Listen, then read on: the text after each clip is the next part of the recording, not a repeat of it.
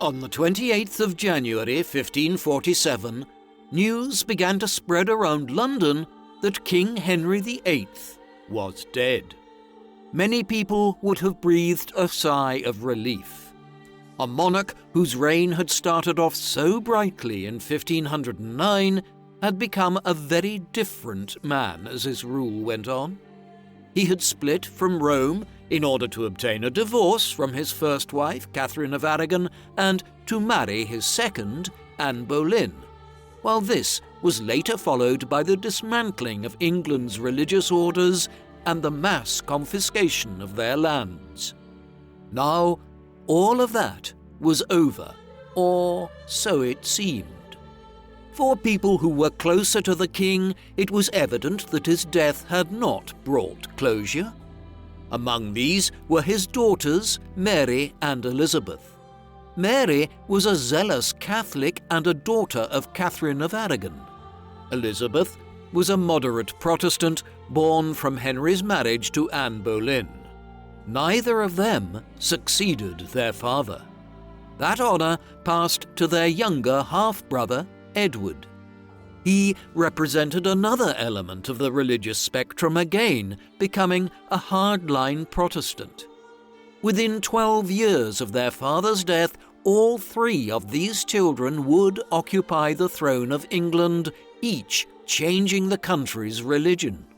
Despite the fact that all three Tudor children played a part in this, it is Mary Tudor that has been painted as the villain, Bloody Mary, the persecutor of England's Protestants. But is that depiction fair? Did Elizabeth engage in similar persecution of Catholics after she came to the throne in 1558? This is the story of the Tudor queens, Mary I and Elizabeth I.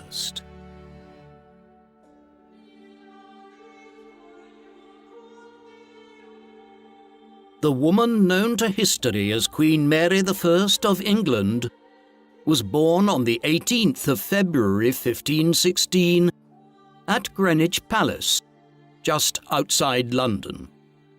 Mary's father was King Henry VIII of England, the reigning monarch since 1509, and just the second of the Tudor dynasty, which had been established in 1485 by Henry's father, King Henry VII. Her mother was Queen Catherine of Aragon, the first wife of Henry VIII and a daughter of King Ferdinand II of Aragon and Queen Isabella I of Castile. The two monarchs, whose marriage in 1469 would eventually bring about the union of Aragon and Castile into the Kingdom of Spain. Mary was the first healthy baby born from Henry and Catherine's marriage, she having suffered multiple stillbirths and miscarriages since they were wed in 1509. The circumstances of Mary's birth and the political events of the years that followed would shape her entire life. Her grandfather, King Henry VII, had seized the throne of England back in 1485 after defeating King Richard III at the Battle of Bosworth Field. With hindsight, we can say that this brought the Wars of the Roses, the series of civil wars that had racked England since the 1450s, to an end. During these, the houses of York and Lancaster had vied for the crown after the mental collapse of King Henry VI from the early 1450s onwards created a political crisis. Eventually, Henry Tudor, a Welsh upstart with a quite tenuous claim to the throne, had won out in 1485. Yet several major revolts occurred in the late 1480s and into the 1490s, and there was no guarantee that the Tudor dynasty would not be overthrown in time, just as Henry VI and Richard III had been. This made the task of producing a male heir that would ensure a smooth succession all the greater in the eyes of Mary's father, Henry VIII. While women were not legally disbarred from succeeding to the throne in England, it would still be considered very much a last resort for Mary to become queen one day. Her entire early life would be shaped by her father's quest to acquire a male heir. When Mary was born in 1516, Catherine was only 30 and Henry was in his mid-20s. The assumption was that a male heir would arrive eventually. Consequently, during her earlier years, the king and his ministers were more concerned about who Mary would marry one day. At the time, England held the balance of power in Western Europe between Spain and France, who were engaged in a long-running conflict for hegemony over the Italian peninsula. The logic of English diplomacy was that Mary would marry either a French or Spanish prince to cement an alliance with one side or the other. She was first betrothed to the Dauphin of France at just 2 years old, an engagement which, like several others made in the ensuing years, was abandoned when alliances shifted once again.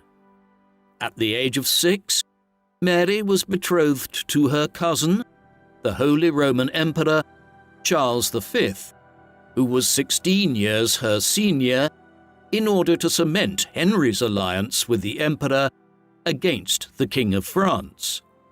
Just 4 years later, fortunes would shift once again when Charles married Isabella of Portugal instead, an act which enraged Henry. Mary would have been blissfully unaware of these diplomatic negotiations during her youth. Catherine herself supervised Mary's early education, providing foundational religious instruction, teaching her daughter to speak French and Spanish as fluently as English, as well as learning Latin, the language of the Roman Catholic Church, and one in which many books were still being produced during the 16th century. Mary was also instructed in music and dance, both of which, like her parents, she showed a talent for. At 4 years old, she honored a delegation from the King of France with a performance on the virginal, a forerunner of the harpsichord. Catherine's own experience of having a strong mother like Isabella of Castile, a great military commander and queen in her own right, almost certainly influenced her approach to raising and educating her daughter. It is perhaps partly because her mother did not doubt that Mary could be queen that Mary herself acquired the confidence and conviction of her right to succeed to the throne one day. Mary's father also adored his daughter, lavishing frequent gifts on her and referring to her as "my pearl in the world." Mary resembled her father in some respects.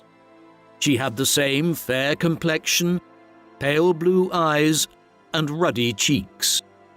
Like him, she also loved music and dancing.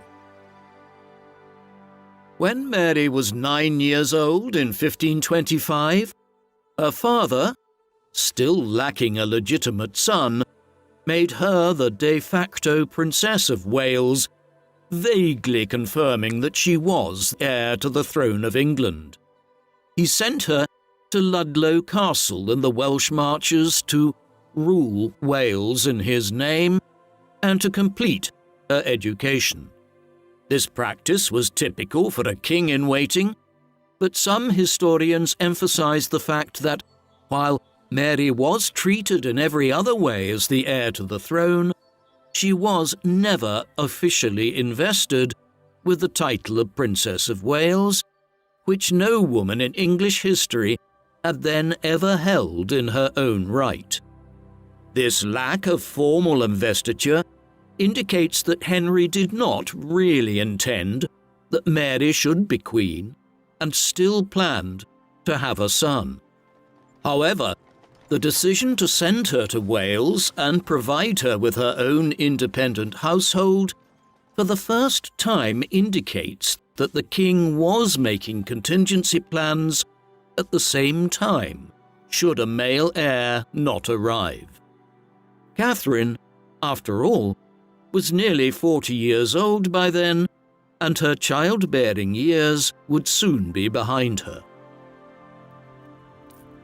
Henry, a spendthrift monarch who completely reversed the sound economic footing his father had placed the English state on, spent generously on outfitting Mary's household at Ludlow with everything needed to advertise her position as heir to the throne of England.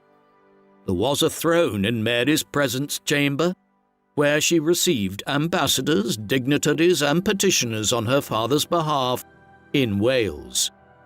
Cloth of gold covered the altar in Mary's chapel at Ludlow, and a staff of literally dozens served at her court.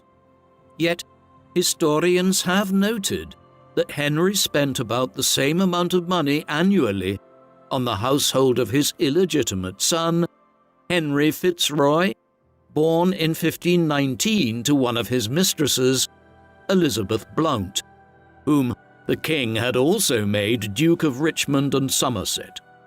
Some, therefore, still consider it an open question as to whether Henry might have been toying in the 1520s and for much of the 1530s with the idea of trying to leave his throne to Richmond despite his illegitimacy. In any event, Richmond died in 1536 of what may have been tuberculosis. What was perhaps especially strange about the concerns about Mary succeeding as Queen of England was that King Henry II, King Edward IV, and Mary's own grandfather, King Henry VII, had all claimed to have inherited a legitimate right to rule from female forebears. Henry VII had simultaneously borrowed his legitimacy from his wife, Elizabeth of York, and his mother, Margaret Beaufort. Most scholars, therefore, assume that Henry VIII, in the absence of a son, intended that his daughter would be queen, but that her power would be exercised primarily by her husband until a male heir of hers came of age, as precedent dictated. Matters changed, though, in the second half of the 1520s after Anne Boleyn, the daughter of a leading English diplomat, Sir Thomas Boleyn, won the king's attentions at court. Increasingly disenchanted with his wife, Henry became infatuated with Anne. For her part, Boleyn played a long game and refused to let Henry enter her bed for a very long time, arguing with the king that she would not enter a relationship with him until he gave serious consideration to obtaining a divorce from Catherine and then marrying her. If he made her Queen of England, Anne assured Henry she would give him the male heir he so longed for to secure the Tudor dynasty.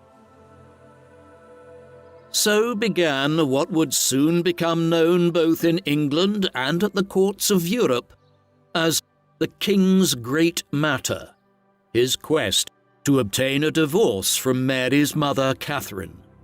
While the Protestant Reformation was already underway across Europe, was sundering the ties between some kingdoms and states with the papacy in Rome, England was still very much within the Roman Catholic fold in the 1520s. If Henry wanted a divorce, he had to provide evidence of a clear legal basis for doing so to Pope Clement VII in Rome. Soon, an annulment to the marriage was being sought, on the grounds that Henry's union with Catherine had broken biblical law because she had briefly been married to his older brother Arthur, who had died in 1502. Henry and Catherine had received a papal dispensation to be wed when he became king, because Catherine had claimed that the brief marriage to Prince Arthur had never been consummated. Now, nearly 2 decades later, Henry claimed he was having an attack of conscience and needed to divorce Catherine, as he had breached the injunction of the book of Leviticus in the Old Testament, which stated, "If any man should take his brother's wife, it is an unclean thing. They will be childless." In 1527, Henry secretly made his first overtures concerning the divorce to Pope Clement VII. Unfortunately for Henry, Emperor Charles V's armies had sacked and occupied Rome right around this time. Charles was Queen Catherine's nephew, and there was no way a papal dispensation for Henry to divorce Catherine would be forthcoming from Rome so long as the city was in Spanish hands.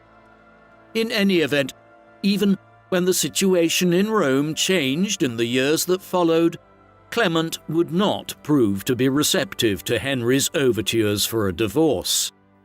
Thus, Henry would spend the next several years pursuing his great matter through various legal, academic, and theological arguments. Eventually, he would take the dramatic decision to split with Rome altogether and declare himself to be the supreme head of the Church in England. In this way, he was able to sanction his own divorce from Catherine in 1533 and marry Anne Boleyn almost immediately thereafter. These moves also opened the floodgates for Protestant reformers like the new Archbishop of Canterbury, Thomas Cranmer, to begin introducing wide-ranging religious reforms to England. All of these initiatives had consequences for Mary between 1527 and 1533. In 1528, Henry recalled her from Ludlow to the court.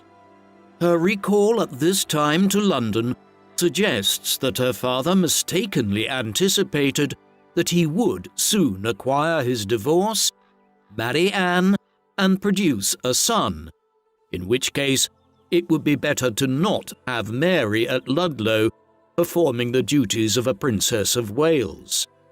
Yet, although Henry would have known that his divorce would have the consequence of making Mary legally illegitimate, he did not immediately demote her in any other way. Perhaps this was simply for practicality's sake. After all, Henry could not be certain that he would get his divorce, or that Anne would give birth to a son once they were married.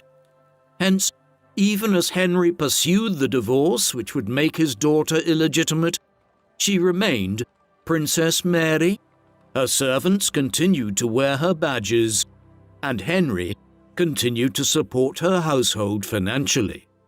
The ensuing years were painful and humiliating for both Catherine and Mary. Mother and daughter were subjected to tales of Henry's intimacy with Anne at court, and Henry continued to browbeat Catherine for denying that her marriage to Arthur had been consummated, demanding that she agree to dissolve the marriage. Catherine refused, asserting that their marriage was valid and that she was rightly the Queen of England by God's will. In retaliation, Henry forbade her to see or communicate with Mary until she submitted to Henry's will. Cut off from her mother and uncertain of her fate at her father's hands, 15-year-old Mary's health began to suffer. She experienced irregular menstrual patterns and bouts of crippling depression. It is unclear what caused these symptoms. Given her later health issues, which we will return to, these were most likely the first signs of some reproductive health issues. Alternatively, it may have been the general stress of the situation she found herself in as little more than a child of 12 or 13 from the end of the 1520s onwards. Compounding this was Henry's drift towards the small but growing Protestant camp within England, something which both Catherine and Mary, as devout Roman Catholics, found doubly troubling on top of the divorce proceedings. Henry himself was a doctrinal Catholic, but he was an exceptionally impressionable monarch, and as Protestant reformers like Cranmer counselled him on how to obtain his divorce, they also managed to convince him of the reasonableness of some of the new Protestant ideas that were arriving to England from the continent. In January 1531, Henry received a communication from the Pope ordering him to separate from Anne until Rome had made its final decision on the proposed annulment of his first marriage.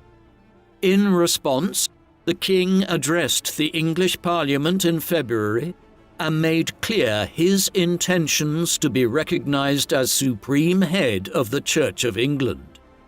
Parliament acquiesced in principle, and Henry's new title was proclaimed, but it would take a year and more to obtain a final submission from England's clergy, and many bishops and leading clerics were removed from their positions when they refused to acknowledge the supremacy. As this played out, Anne had moved into Queen Catherine's chambers and was living as the de facto queen. It cannot be doubted that all of this hurt Mary deeply, both in terms of her familial situation and her religious views. One of the characteristics most often ascribed to Mary Tudor is a remarkable piety and an overly zealous devotion to Catholicism. However, it was not until much later in life that her engagement with religion would increase to the point of becoming especially noteworthy or extreme. It is likely that her long separation from her mother and the pervasiveness of Protestant reform in England's halls of power made her cleave more closely to her Catholicism. On the 25th of January 1533, nigh on 7 years after he had first begun pursuing her, Henry VIII finally married Anne Boleyn in a secret early morning ceremony in his private chapel at Whitehall Palace. She was already pregnant. Events then began to proceed apace, as Henry and the newly created Archbishop of Canterbury, Thomas Cranmer, acted to consolidate Henry's control of the Church, to affirm England's separation from Rome, and to finalise his divorce from Catherine of Aragon, who was now banished from court and living at Kimbolton Castle in Cambridgeshire, her health declining steeply at the same time. In May of 1533, Cranmer declared the king's first marriage null and void and his marriage to Anne as valid. This supposedly made the now 17-year-old Mary illegitimate, yet Henry did not immediately proceed to declare her as such. In fact, she retained her title and her father's financial support for her household during the ensuing months. On the 1st of June, Anne Boleyn was crowned Queen of England, and on the 7th of September, she gave birth to her and Henry's first child. Much to the king's dismay, it was a girl, whom they named Elizabeth. Henry proclaimed, quote, "By God's grace, boys will follow." Several weeks after Elizabeth's birth, Henry instructed that Mary's title of princess should be revoked, and henceforth she should be referred to as the Lady Mary. Her servants were told to remove her royal badges and to wear only the king's.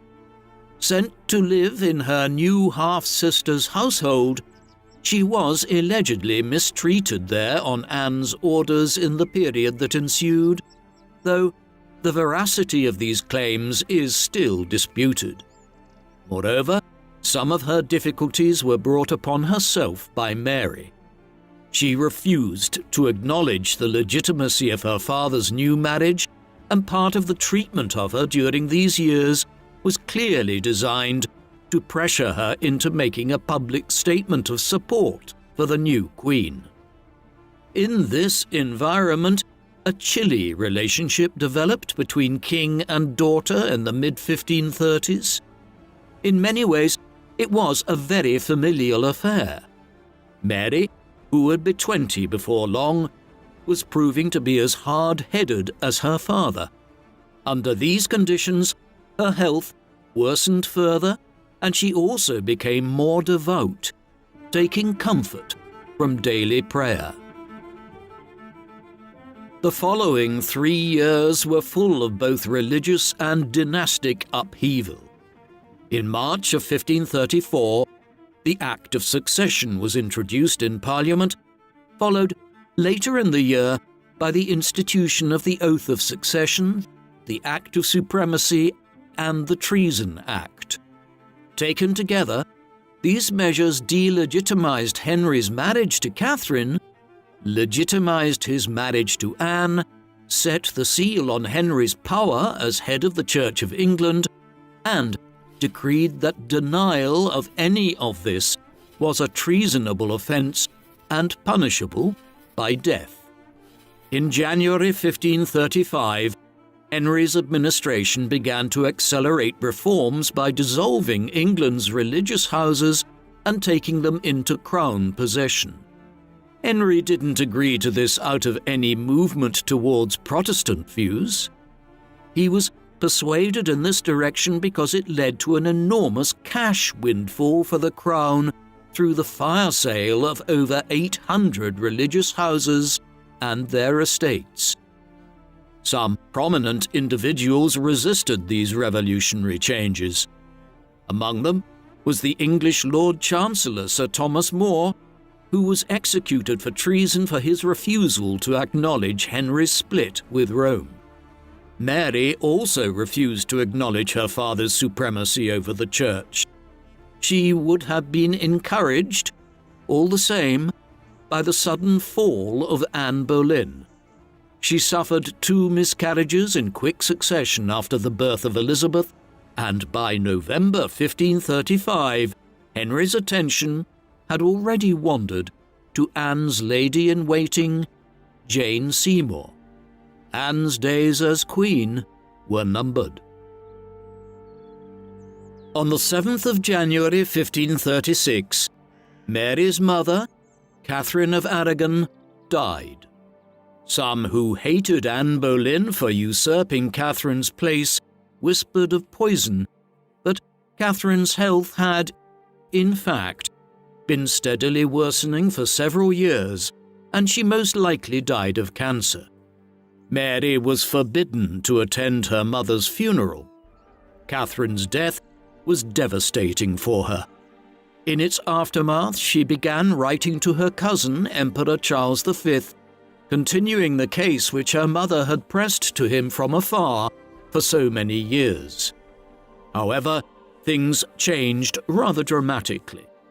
Only a few months later, Anne was accused of adultery and treason, imprisoned in the Tower, and then executed. With this, the now 20-year-old Mary's fortunes had seemingly changed for the better, and she wrote to her father seeking to reconcile. Here, she asked to be allowed to return to court, to serve Jane Seymour, who Henry had quickly taken as his third queen. Mary, though, received a cold reply from Henry's, by now all-powerful chief minister, Thomas Cromwell, that the king still demanded that Mary submit to him regarding the act of supremacy. Mary wrote desperately to Cromwell that she had, quote, done the utmost that her conscience would suffice. Cromwell replied that if such were the case, then Henry would most likely not allow her to return to court in any fashion. In the end, convinced that she now had no other choice, Mary relented and, on the surface, acknowledged the religious changes that had been carried out in recent time, despite the manner in which they clashed with her ardent Catholicism. Mary's circumstances improved markedly after she returned to court. Henry was happy to welcome her back, and father and daughter gradually reconciled. Henry gave Mary splendid chambers at court, as well as princely accommodations at the country estates of Hunsdon, Beaulieu, and Hatfield. A warm relationship also developed between Mary and her new stepmother, Jane Seymour, who is often credited with helping to restore Henry's two daughters to favour. The relationship between Mary and Elizabeth would change too over time. Previously, Mary had not been able to develop much sisterly affection for the half-sister who had replaced her, and the 17-year age gap between them did little to encourage their closeness. But Elizabeth's delegitimization effectively made the two sisters equals, both the natural daughters of a king, equally excluded from the line of succession. This likely made it easier for Mary to develop a closer and less complicated relationship with Elizabeth as the latter grew up in the 1540s. All England rejoiced as well on the 12th of October 1537 when Queen Jane gave birth to the long-desired male heir, Prince Edward. Being supplanted by a male heir was much easier for Mary to accept, since it was the accepted convention. The return to something approaching a normal family life was seen in her standing as godmother to Prince Edward. Sadly, though, Jane Seymour died of puerperal fever, then known as childbed fever, within 2 weeks of giving birth to her son. Mary served as chief mourner at her stepmother's funeral. This video is sponsored by Odoo, an all-in-one management platform offering a suite of apps for all your business needs. Used by 12 million users worldwide to manage their businesses, fully customizable, Odoo increases efficiency, saves time and money, and makes organizing your business a breeze.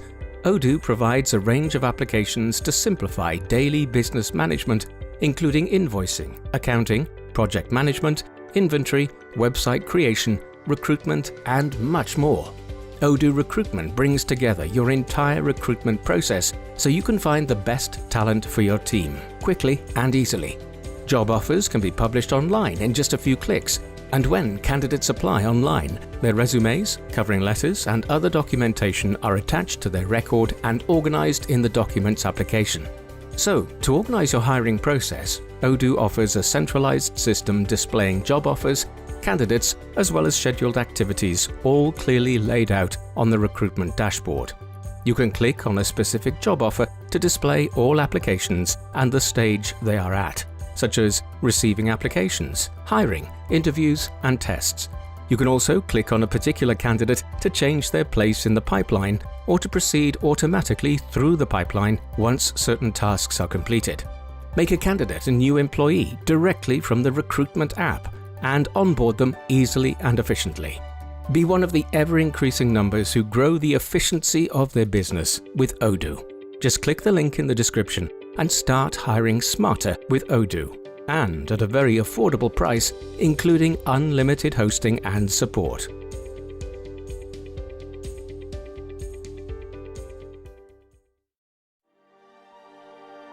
Henry mourned Jane's death deeply and would not marry again for 2 years. By 1539, negotiations were underway for the king's marriage to Anne of Cleves, a German principality in the Rhineland. Mary was now 23 years old. Her life was considerably happier and more stable than it had been in years. One thing which had not changed, though, was her unmarried state.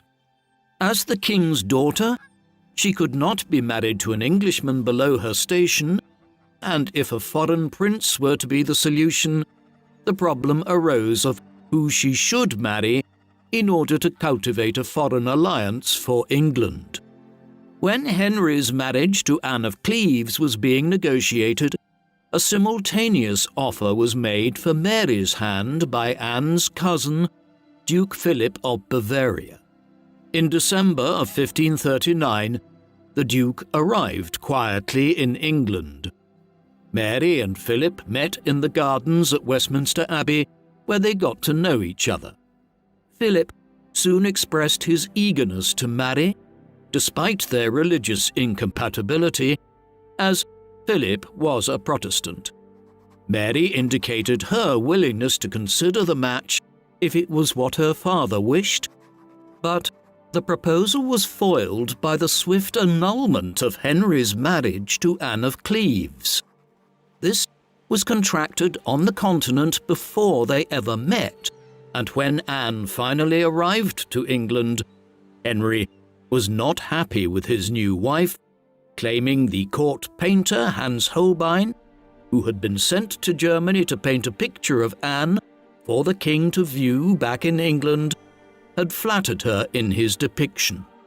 Henry immediately sought an annulment to the marriage bonds that had been exchanged between Anne and Henry's representatives in Germany, one which was quickly granted. In tandem, Henry abandoned plans to wed his daughter to Duke Philip. Strangely, Anne continued to live in England afterwards, and she and Mary developed a close enough relationship.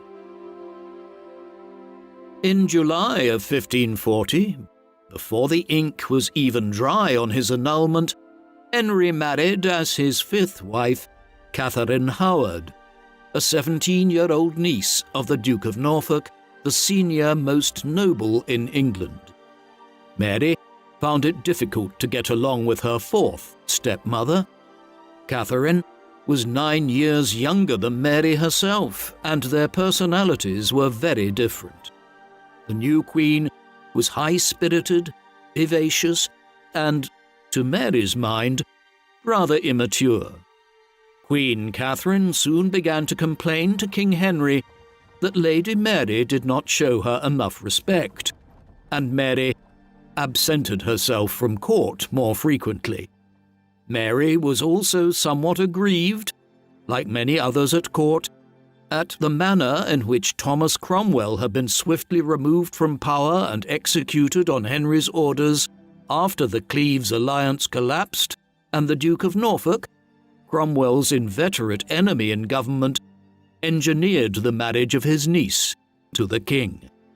While Cromwell had been central to organising Henry's divorce from Mary's mother nearly a decade earlier, Mary and he had developed a friendly relationship in the years that followed, and there were even rumours at the time that Cromwell was scheming to marry Henry's daughter. That plan, if it ever really existed, came to naught, as Cromwell was executed on the 28th of July, 1540. Mary had a great deal more reason to resent her father the following year when Henry reacted to a potential coup with the execution of nearly an entire family of cousins to the Tudors, the Poles. Margaret Pole, the Countess of Salisbury, was the daughter of the long-dead George Plantagenet, Duke of Clarence, a younger brother of King Edward IV, who had ruled England between 1461 and 1483 in the midst of the Wars of the Roses. Margaret's family was amongst the few descendants of the old House of York that remained after the Wars of the Roses. Each of her 4 sons represented a potential rival claimant to the throne. Moreover, the Poles were fervently Roman Catholic. When the Protestant reforms had advanced to the point of Henry's excommunication from the Church, a faction began to form around one scion of the family, Reginald Pole, who was then living in Italy, to raise him to the throne. Pole had been made a cardinal of the Roman Catholic Church in 1536. In the period that followed, Henry made every effort to have Cardinal Pole sent back to England. When he failed, the king instead ordered the arrest of his relatives in England. Then, in one of Henry's most disreputable acts, he ordered the execution of the cardinal's 67-year-old mother and 2 of her sons, as well as imprisoning her grandson, who died, most likely of starvation, within a year. Mary was deeply grieved by Lady Salisbury's execution, as Margaret had been Mary's governess for many years in her childhood.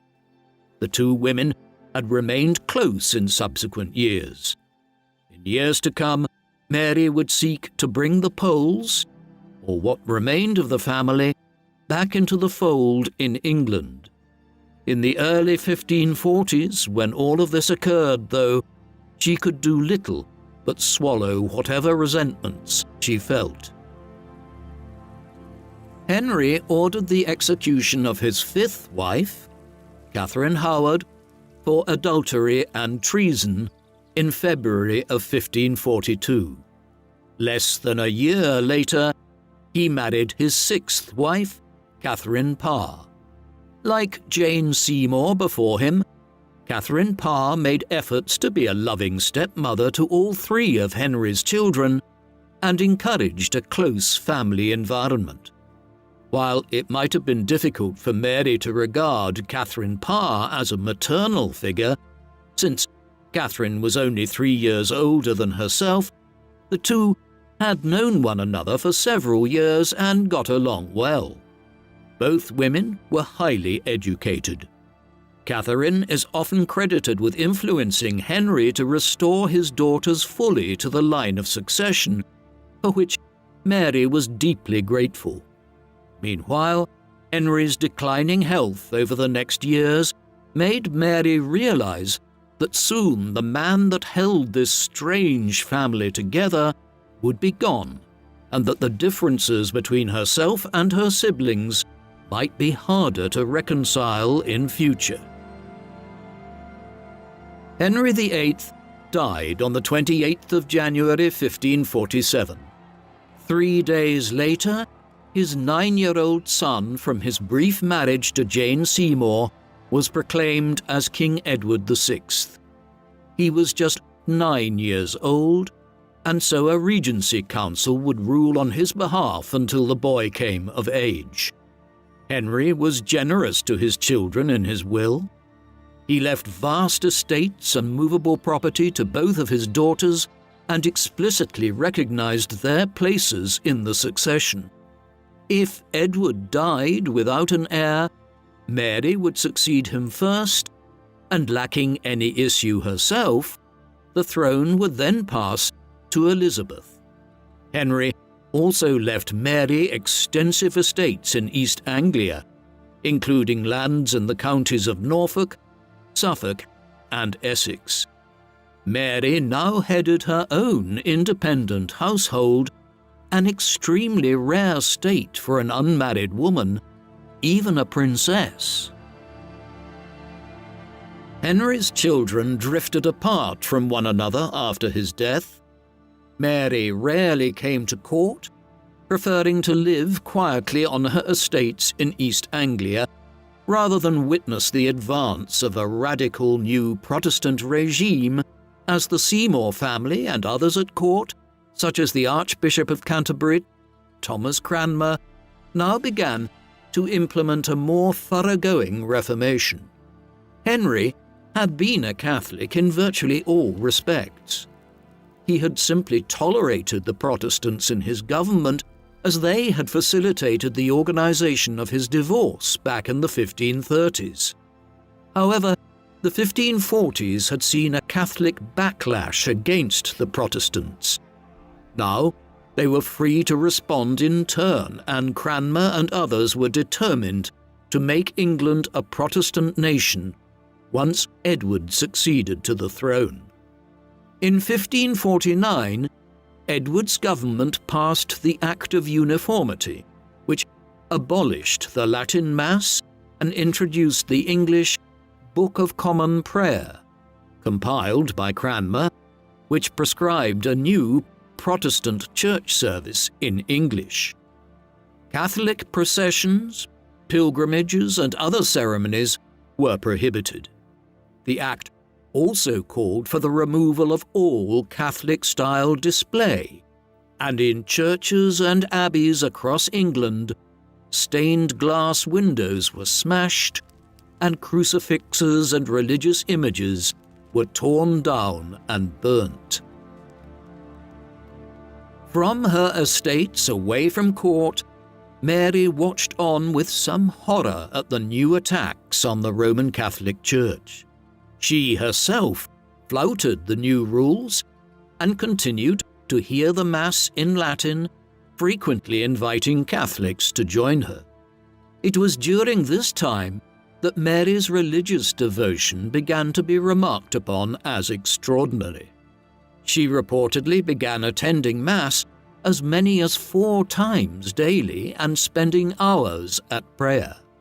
At court, Edward and his advisers soon resolved to put a stop to his sister's open practice of Catholicism. He invited his 2 sisters to court for Christmas in 1550 for a rare family reunion. An exceptionally embarrassing episode occurred during the celebrations when the 13-year-old Edward publicly chastised and denounced his 34-year-old sister in front of the whole court for her disobedience in refusing to accept the new religious dispensations. Then, a few weeks later, Mary was summoned to appear at court once again. She arrived with a large retinue, every last one of her attendants visibly carrying rosary beads. When Edward once again called upon her to submit, she invoked the protection of her cousin, Emperor Charles V. The Spanish ambassador then stepped forward and threatened Edward with diplomatic consequences should Lady Mary not be permitted to practice her religion freely. Edward was enraged, yet he backed down all the same, grudgingly agreeing to allow Mary to continue to hear the Latin Mass, though only in private. Mary had scored a great victory, not just for herself, but for Catholics across England who were encouraged and emboldened by her resistance. It is important to remember when assessing these events and what would happen throughout the 1550s that Roman Catholics were still very much in the majority in England and Wales. The Protestants might have come to power in London and at court, but they probably accounted for no more than 10 to 20% of the population during Edward's reign. Hence, Mary became a symbol of Catholic resistance within the royal family for many people. The struggle with her brother no doubt called up terrible memories of similar conflicts with her father, and Mary began to be afraid that she might have gone too far.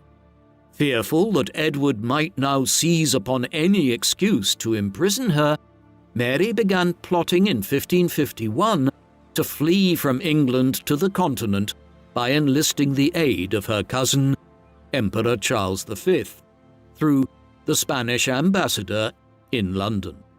She came very close to doing so late that summer, though eventually she decided against it and resolved to remain in England.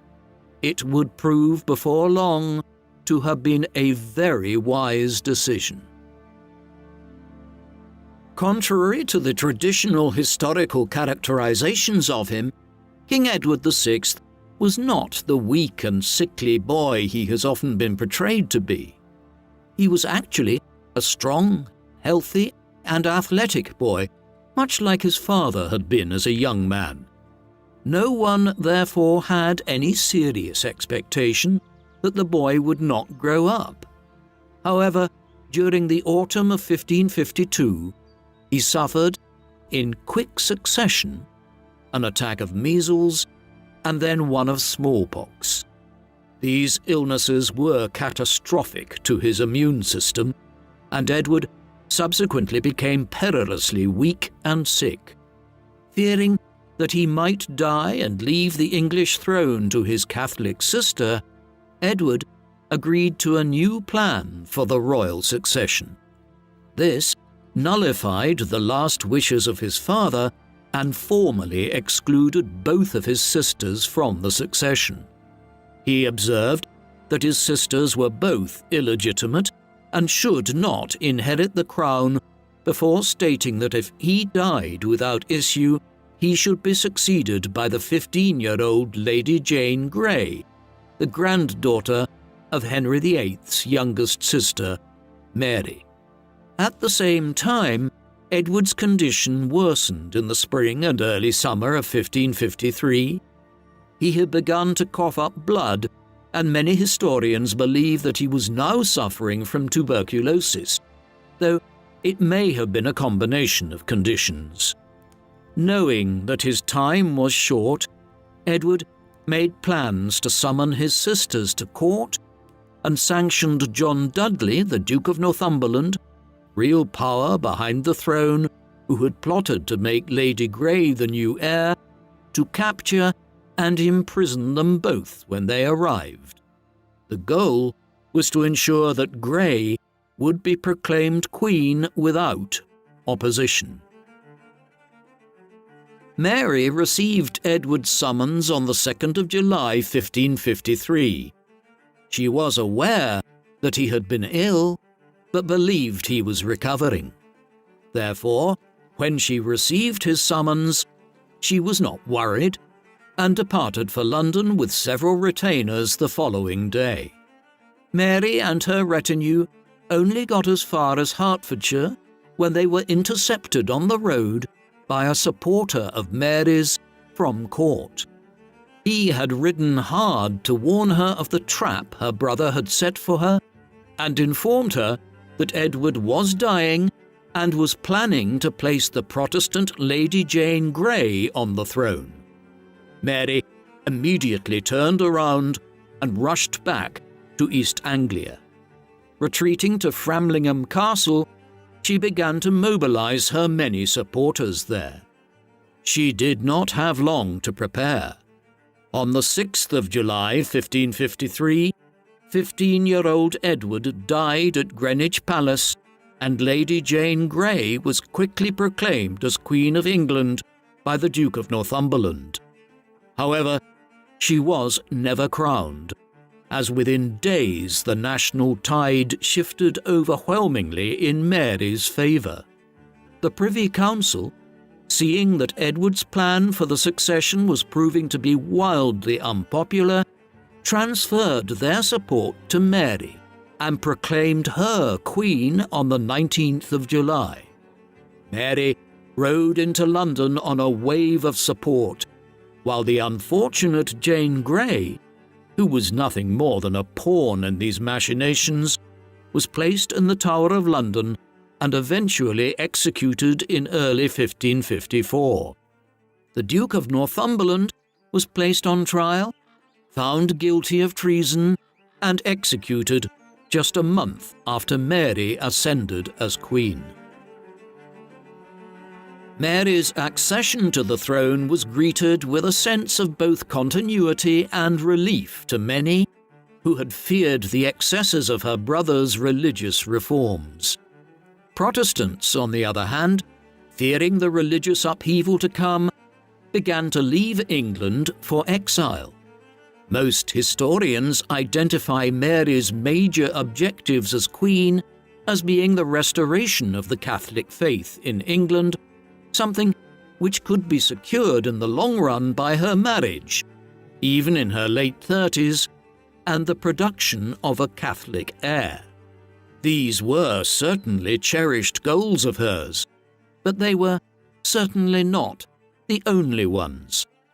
In her mind, and according to conventional wisdom, they were foremost because nothing else could be achieved in any lasting way without them. Without an heir, she could have no stability, and therefore could not ensure that any reforms she might enact would endure for decades to come. The new queen needed allies to work closely with her in her new government, and soon brought figures like Thomas Howard, Duke of Norfolk, and Bishop Stephen Gardiner, who had been marginalized and persecuted under Edward, into her government. Gardiner was made Bishop of Winchester and Lord Chancellor, and it was he who placed the crown on Mary's head at her coronation in Westminster Abbey on the 1st of October 1553. Other initial measures concerned the treasury. Mary came to the throne when it was in a bleak state financially.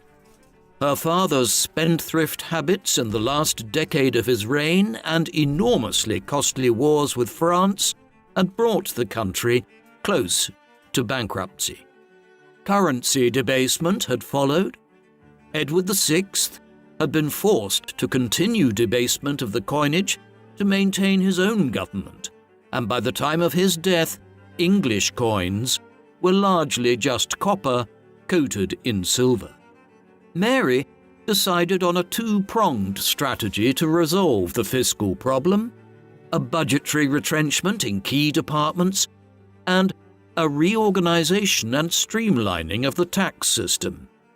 It would take years, and Mary would not live to see better days for the English economy, but she laid the groundwork for an economic recovery in England in the second half of the 16th century. Mary was indeed her mother's daughter and comprehended a nation's might in much the same way as her Spanish royal forebears did. As such, she was keen to promote the development of navigation and exploration, particularly in pursuit of a northeast passage, a sea route over the north of Europe to Asia. To this end, Mary issued a charter to the Muscovy Company in 1555, the first joint stock company in English history, under the governorship of famed explorer Sebastian Cabot, giving them a trading monopoly in Russia and the Baltic region. She patronized cartographers and navigators to produce maps and atlases, and sponsored naval adventurers to sail south to establish trade relationships with the west coast of Africa. The Muscovy Company soon established contacts with the Duchy of Muscovy in Russia and began trading therewith, an important early development in England's overseas colonial and commercial activity. As the first real Queen Regnant of England, Mary was in unfamiliar territory. The best course seemed to be to go with conventional wisdom and find a husband with whom she could produce an heir. This was problematic in and of itself. Most Englishmen occupied a station too low to wed the Queen, and the few eligible English Catholic nobles proved unsuitable. Mary's cousin, Charles V, proposed marriage to his only son, Prince Philip of Spain. A portrait of Prince Philip, painted by the great Italian painter Titian, was sent to Mary in late 1553. Mary was said to have instantly fallen in love with the young man in the portrait. This anecdote, if true, reveals a part of Mary's personality that hitherto she had been forced to keep hidden, her ardent desire to finally marry and start a family, after literally decades of turmoil in which the subject of her marrying had become enormously complicated. Now, finally, Mary was queen and could pursue marriage on her own terms. Thus, at the age of 37, she insisted on marrying the handsome Prince Philip of Spain, who was 11 years younger than herself at the time.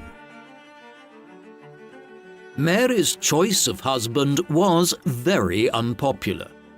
Most English people were deeply suspicious of foreigners and feared that the ever-expanding Spanish state, which controlled the Low Countries and much of Italy and Europe, and had an empire that spanned huge parts of the Americas, would absorb England politically. Indeed, Mary's determination to wed the Spanish prince sparked a rebellion in January 1554. This originated in Kent and was led by Sir Thomas Wyatt. During it, 3,000 rebels marched towards London with the intention of deposing Mary and possibly placing Mary's younger sister, Elizabeth, on the throne, though Elizabeth was not directly involved in the revolt. Mary had fewer loyal supporters in the capital than elsewhere in England and was forced to act quickly to persuade London to act on her behalf.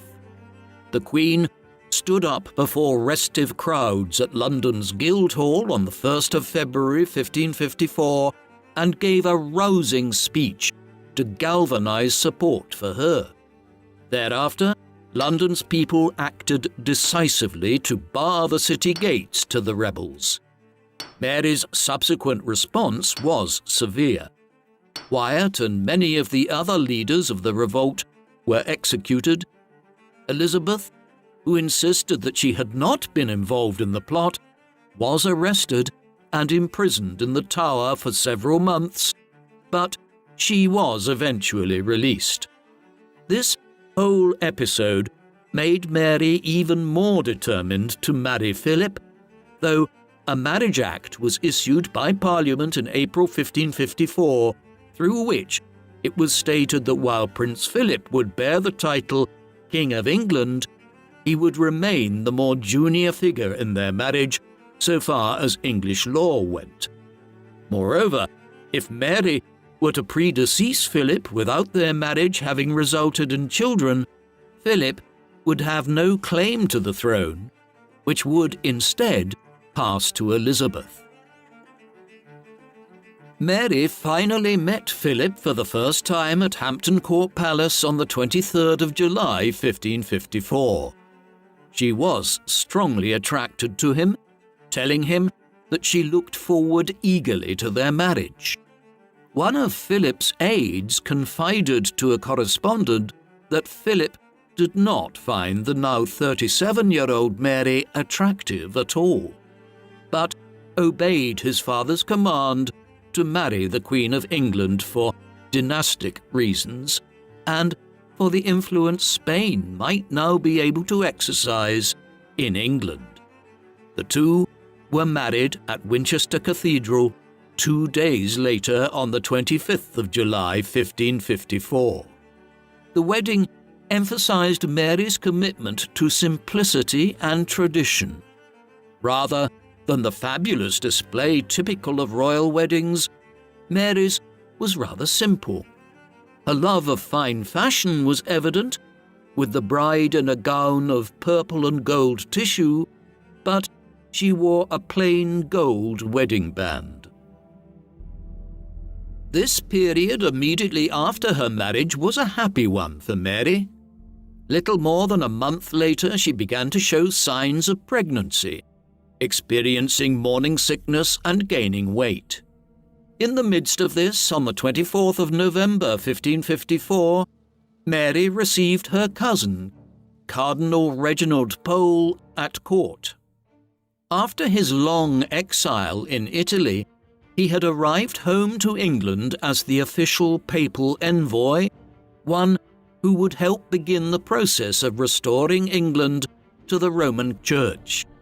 Cardinal Pole greeted the Queen by quoting the Ave Maria. In the Christian scriptures, the angel Gabriel salutes the Virgin Mary with this prayer when delivering the news that she is pregnant with the Christ child. Mary later reported that as she listened to Cardinal Pole speak, she could feel her baby stirring in her womb. In early modern Europe, even if a woman showed symptoms of pregnancy, she was not considered officially pregnant until she felt a quickening. That is, until she felt the baby move inside her. England rejoiced at news this had occurred, and Parliament promptly passed an act designating Philip as regent for Mary's heir should she die in childbirth and the baby survive. In April of 1555, Mary withdrew from the court for her confinement about 6 weeks before her anticipated due date, as was the tradition. Mary's sister Elizabeth was summoned to court to attend her sister, along with numerous ladies and midwives. The birthing chamber was an extremely rarefied atmosphere, a world of women not to be seen by public eyes. Still, Mary could not resist flaunting her joy, and on St. George's Day, soon after she entered her confinement, Mary quite deliberately appeared at a window to watch her husband lead the festivities, standing in a side profile so that the crowd could see her big belly. England waited with bated breath for the child who would inherit one of the greatest royal legacies in European history, both the throne of England and the Spanish Habsburg Empire. On the 1st of June, Mary complained of pain and cramping, and the midwives and court physicians predicted the birth would occur within days. But these came and went, and still no baby was born. The summer stretched on, and Mary's attendants became more uneasy. As the summer passed, and still no child was born, more and more people began to doubt the Queen's pregnancy, and rumours swirled around London. By late July, Mary's belly had begun to recede. There would be no baby. It had been a phantom pregnancy, a very rare condition in which a woman physically manifests all the symptoms of pregnancy, yet is not pregnant. It is usually caused by a combination of both hormonal and psychological factors. In this case, Mary was most likely experiencing serious health issues which caused symptoms that were then interpreted as pregnancy. From there, her great desire for a child convinced her that she was, in fact, pregnant. On the 1st of August 1555, Mary quietly exited her confinement and returned to court. Philip was deeply disappointed that no child had been born and, much to Mary's grief, he departed England soon after to manage his affairs on the continent. Abandoned by her husband and humiliated in the eyes of her people, Mary grew despondent, lapsing into depression. The possibility cannot be denied that her despair and precarious mental state might have influenced her subsequent decisions and policies. Mary was heard to blame her misfortunes on the judgment of God for her toleration and mercy towards the Protestant heretics. It is perhaps no accident, then, that the religious persecutions under Mary's government accelerated from the summer of 1555 onwards, though some of this can also be attributed to the influence of Pole, and others within the government. The crackdown on the Protestant reforms of her brother's reign intensified in 1555 and 1556. The Protestant measures of the 1530s and 1540s were revoked. Mary retroactively declared her parents' marriage to have been valid after all. She also revoked the 1549 Act of Uniformity and ordered that the Mass be once again celebrated in Latin and churches redecorated in the Catholic manner. Monasticism was revived, clerical celibacy was re-established, and married clerics were removed from their offices and ordered to leave their wives. Roman Catholicism was restored after what many would have perceived as the temporary Protestant aberration of Edward's reign. This satisfied most English people, but more conservative Catholics still wanted to abolish the royal supremacy and return to the fold of the Roman Catholic Church. Mary had not changed her views on the papal supremacy. The rapprochement with Rome was a delicate negotiation which would take many months to complete, and because she needed their support, the settlement allowed Mary's wealthiest and most powerful subjects, who had benefited from Henry VIII's dissolution of the monasteries, to keep the land and the abbeys that had been taken from the church. Philip insisted on going further, and Mary agreed that the old heresy laws should be re-established. Accordingly, in February 1555, as Mary eagerly anticipated her first child, the first executions of Protestants by burning at the stake, for which Mary would become known above all else, were carried out. When the heresy laws were reintroduced, the slow trickle of Protestant exiles from England to places like Protestant Geneva on the continent, which had begun when Mary assumed the throne, swelled. By 1558, over 800 Protestants had left England, and before Mary's reign was over, approximately 280 would be executed in England, mostly by the hideous method of burning at the stake, a punishment which was reserved for heresy at the time. The first executions took place in February of 1555 and were largely made up of Protestant leaders and clergy, but following Mary's false pregnancy and humiliation later that year, they accelerated. Executions for heresy had occurred with some general regularity during her father's reign, but the scale of them in the mid-1550s was unprecedented. While they shocked the English Protestant community, it should not be assumed that Roman Catholics were appalled. Most would have turned out to Smithfield in London to watch the burnings, convinced that they were seeing the end of heretics who deserved their fiery damnation. Mary's decisions in ordering the burnings were popular at the time, as were most of her other religious policies. Had she lived longer, she would almost certainly have returned England, where the population was still largely Catholic, to the Roman Catholic fold and stopped the spread of Protestantism there. That she has been remembered instead as Bloody Mary is in large part owing to the propagandists of the subsequent reign of Elizabeth, and above all, one text, John Fox's Acts and Monuments, more popularly known as Fox's Book of Martyrs. Besides the Bible, this book became, for a time in the early modern era, the most widely read book in the English language, setting the seal on Mary's historical reputation as a zealot and a butcher. In it, the persecution of the Protestants killed during Mary's reign was described at length. The illustrations which accompanied the text depicted the burnings.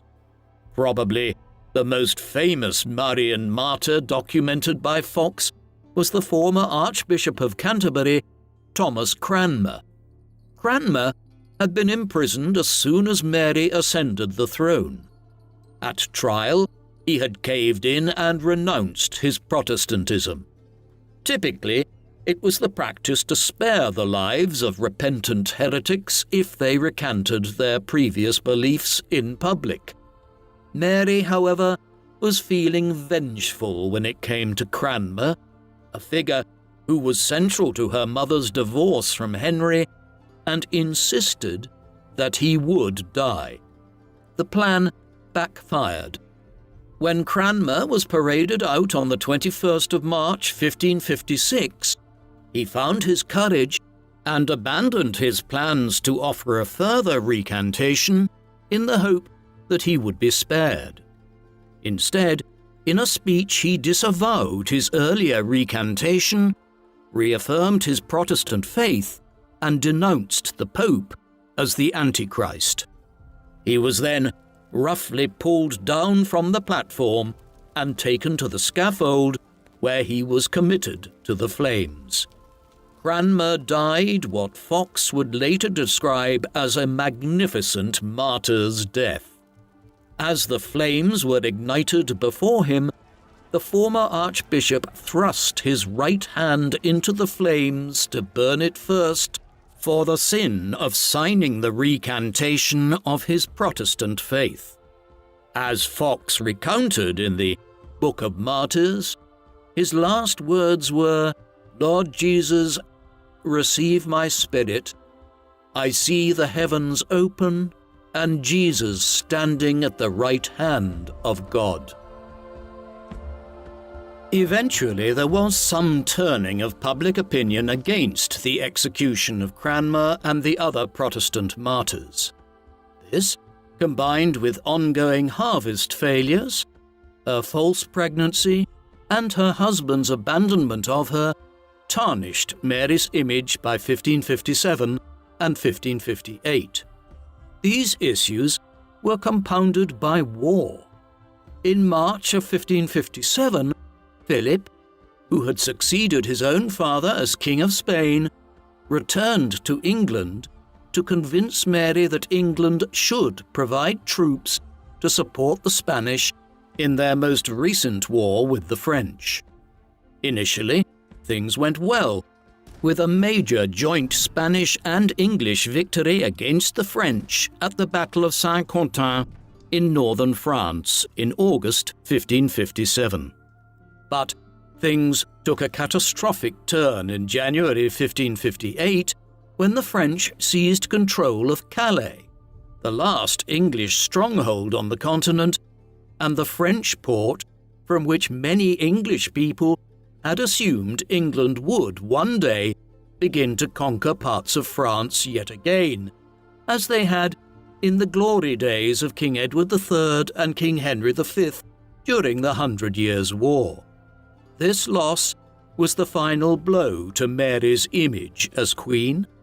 Furthermore, the fact that the Pope was allied with the King of France against Philip strained England's relationship with Catholic Rome, impeding Mary's goals of a full return to the Roman Catholic fold. Some months after Philip had returned to Spain in July 1557, Mary believed that she was pregnant once again. As the months wore on, though, Mary's abdomen initially swelled, but then her appetite disappeared as she grew thinner and weaker. Most suspected that she was terribly ill rather than pregnant. By the spring of 1558, many were already preparing for the succession of her half-sister Elizabeth. By the autumn, Mary began preparing some last wishes. She endowed monastic and educational institutions with bequests and scholarships, and instructed that daily masses should be said for her soul and for those of her parents.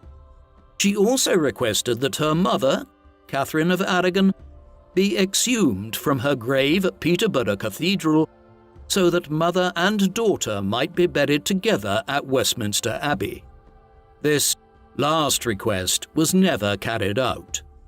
Historians believe that it was ovarian or uterine cancer that claimed Mary's life on the 17th of November, 1558, at 42 years of age.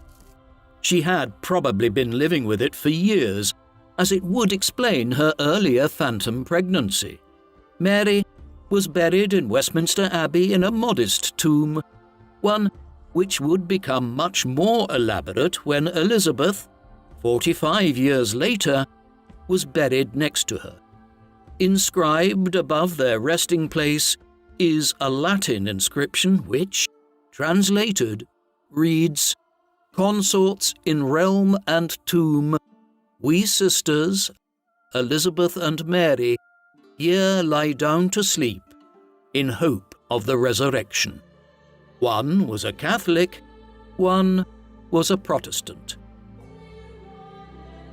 There would be no repeat of the chaos of Lady Jane Grey's revolt in 1553 when Mary died in November 1558. A smooth succession occurred with Elizabeth, the last of Henry VIII's children from any of his marriages, succeeding her half-sister. The daughter of Anne Boleyn was a moderate Protestant, one who liked the ostentation and trappings of Roman Catholicism, but skewed doctrinally towards Lutheranism. Thus, a moderate form of Protestantism was reimposed from 1558 onwards, and the Protestant exiles on the continent began to make their way home to England. Elizabeth's reign lasted 45 years, and it was this longevity more than anything else which ensured the success of the Protestant Reformation after decades of shifts back and forth between Catholicism and Protestantism. By the time Elizabeth died in 1603, a majority of English men and women had been born after 1558 and had grown up in the Anglican Protestant faith. Mary's efforts to restore England to the Catholic fold were a failure as a result in the long run, and her reputation was systematically torn apart by Fox and others through the books they published from the late 1550s onwards. Mary Tudor is generally deemed to have been one of the most controversial of all England's monarchs. The legend of Bloody Mary is that England was drifting benignly towards Protestantism in the 16th century when she came to the throne and inflicted a 5-year reign of terror on her subjects in her quest to reimpose Roman Catholicism. The reality is that England was still broadly Roman Catholic in 1553, and Mary simply engaged in a campaign to reverse what were perceived by many English people at the time as religious aberrations inflicted on England by her father and, in particular, her half-brother. It is also not as though she was alone in doing this. While they occurred over a longer time frame, over 200 heretics were killed in England during the reign of her half-sister, while revolts which had religious overtones during the reigns of both Henry VIII and Edward VI, such as the Pilgrimage of Grace in the 1530s and Kett's Rebellion in Norfolk in 1549, resulted in hundreds of deaths. The Northern Rising of 1569 was a Roman Catholic revolt in the north of England, which was suppressed, following which at least 700 Catholic insurrectionists were executed through martial law by Elizabeth's government. If Mary was particularly bloody on account of her religion, so too were her father, half-brother and half-sister.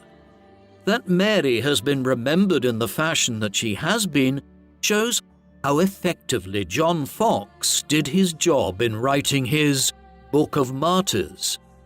Other than this, we might say of Mary that she was a woman who had a very difficult life owing to her father's actions in the late 1520s and throughout the 1530s, continued to experience difficulties during the reign of her Protestant half-brother, and responded, when she became queen, by doubling down on her own Catholic convictions, initiating a campaign of repression against the burgeoning Protestant Church in England. Ultimately, she was a typical monarch of Europe during the brutality that was the wars of religion, unleashed by the Protestant Reformation. What do you think of Queen Mary I? Does she deserve her reputation as Bloody Mary, the vicious burner of heretics? Or is her poor reputation simply a sign of the success of subsequent Protestant propagandists like John Foxe, who unfairly condemned a queen who was popular in her own time? Please, let us know in the comment section. And in the meantime, thank you very much for watching.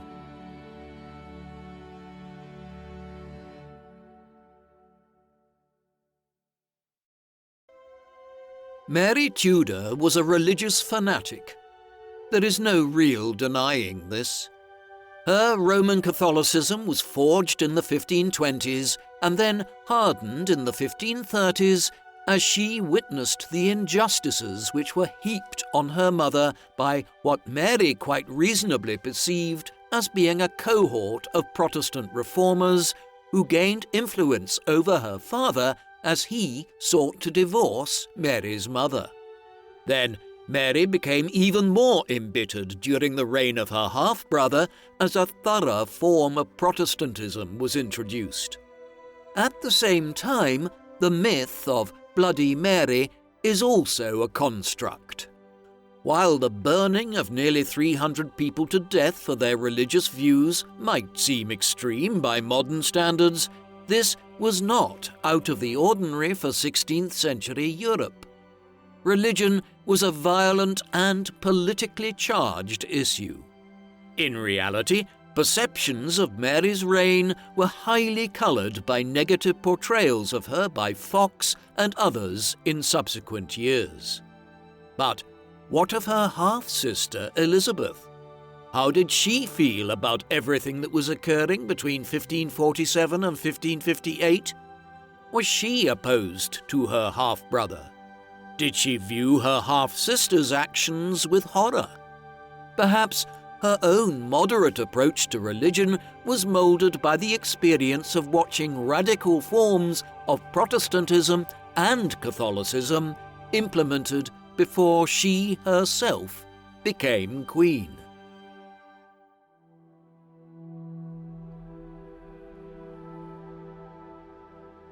The woman known to history as Queen Elizabeth I of England and Ireland was born on the 7th of September 1533 at Greenwich Palace, near London. Her father was King Henry VIII, the second son of King Henry VII, who had ruled England between 1485 and 1509, having emerged victorious from the series of civil wars which racked England in the 15th century, known as the Wars of the Roses. Elizabeth's mother was Anne Boleyn, the second wife of Henry VIII, and, briefly, the Queen Consort of England between 1533 and 1536. The circumstances of Elizabeth's birth would dictate the first quarter of a century of her life. Her parents had hoped for a son to provide Henry VIII with a long-desired legitimate male heir to continue the Tudor line and prevent any fallback into the civil wars which had characterized English politics in the 15th century. Thus, while Elizabeth's birth was celebrated, and she was promptly proclaimed Henry's heir presumptive, jumping past her half-sister Mary, born of Henry's first marriage to Catherine of Aragon, there was no denying that Henry and Anne were disappointed not to have had a boy. The desire for a male heir had characterized Henry VIII's reign since the mid-1520s and had resulted in his long-running quest for a legal divorce from his first wife between 1527 and 1533. Nevertheless, when a daughter arrived in 1533, the king and queen made the best of it and claimed that a boy would soon follow. Meanwhile, in December 1533, the 3-month-old Princess Elizabeth was established in her own royal household at Hatfield, staffed by numerous servants and a group of guardians handpicked by her mother. Most of Elizabeth's closest attendants were extended Boleyn relatives. Though she was only a baby, Elizabeth was a chess piece in the English politics of the 1530s. Before long, her father's patience with her mother began to wear thin, as Anne suffered multiple miscarriages in the mid-1530s, and the son she had promised the king never arrived. In May 1536, after a series of outlandish claims, including the suggestion that Anne had been in an incestuous relationship with her own brother, emerged, Anne was executed for charges of adultery, incest, and treason. The charges were probably fabricated as a means for Henry to dispense of his second wife. Not long thereafter, the Boleyn marriage was annulled on the basis that Henry had been seduced into it by some form of witchcraft. This rendered Elizabeth illegitimate, and within 2 weeks of Anne's death, Henry was married to his third wife, Jane Seymour. He soon ceased supporting Elizabeth's household in the fashion that he previously had. Then, in July of 1536, the English Parliament passed the Succession Act, which stated that Henry's marriage to Anne Boleyn had been invalid, officially rendering Elizabeth illegitimate.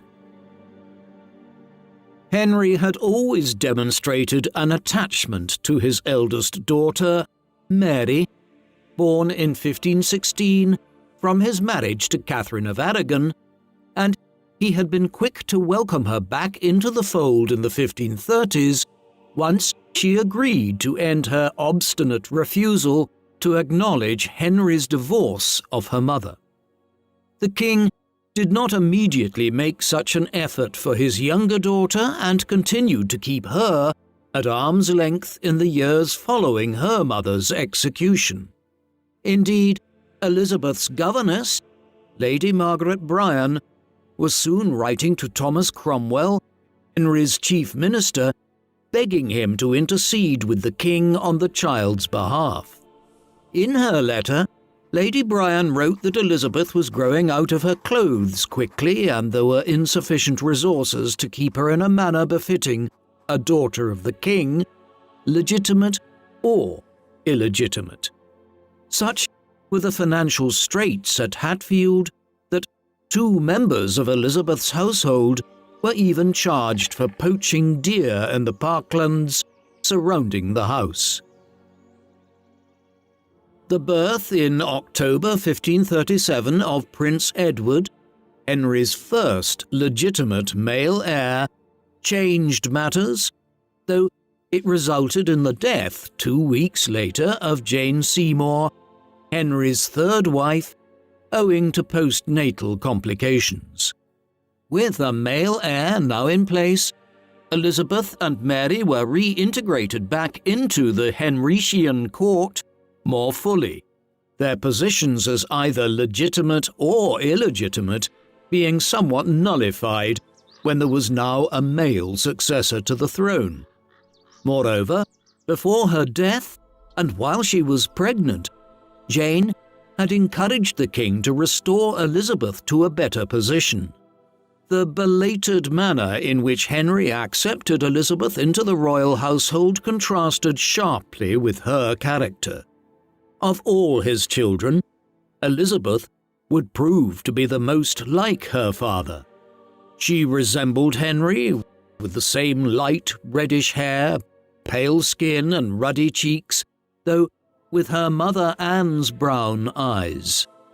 She would also prove herself in years to come to have the same hard-headedness of her father. Elizabeth received a very good education in the late 1530s and throughout the 1540s, and soon proved to be one of the most brilliantly learned women in 16th century Europe. She spoke 5 languages: English, French, Spanish, Italian and Latin, and could read Greek and Dutch to some extent. When an Irish aristocrat visiting court many years later wanted to gain her attention, he presented her with a small dictionary of key phrases in the Irish language. Her scholarly work involved translating ancient Latin text, such as Boethius's The Consolation of Philosophy and Tacitus's Annals. As she was being educated in the 1540s, she grew closer to her younger brother, Prince Edward, who was much closer in age to her than was Mary. Elizabeth carried the chrism at Edward's baptism. They shared some of the same tutors in the years that followed, and they were both influenced by the same ardently Protestant reformers at the Henrician court. During her early years, Elizabeth found surrogate mothers in her governesses and in a succession of stepmothers. The Protestant German princess, Anne of Cleves, whom Henry married when Elizabeth was 6 years old, took an interest in Henry's youngest daughter.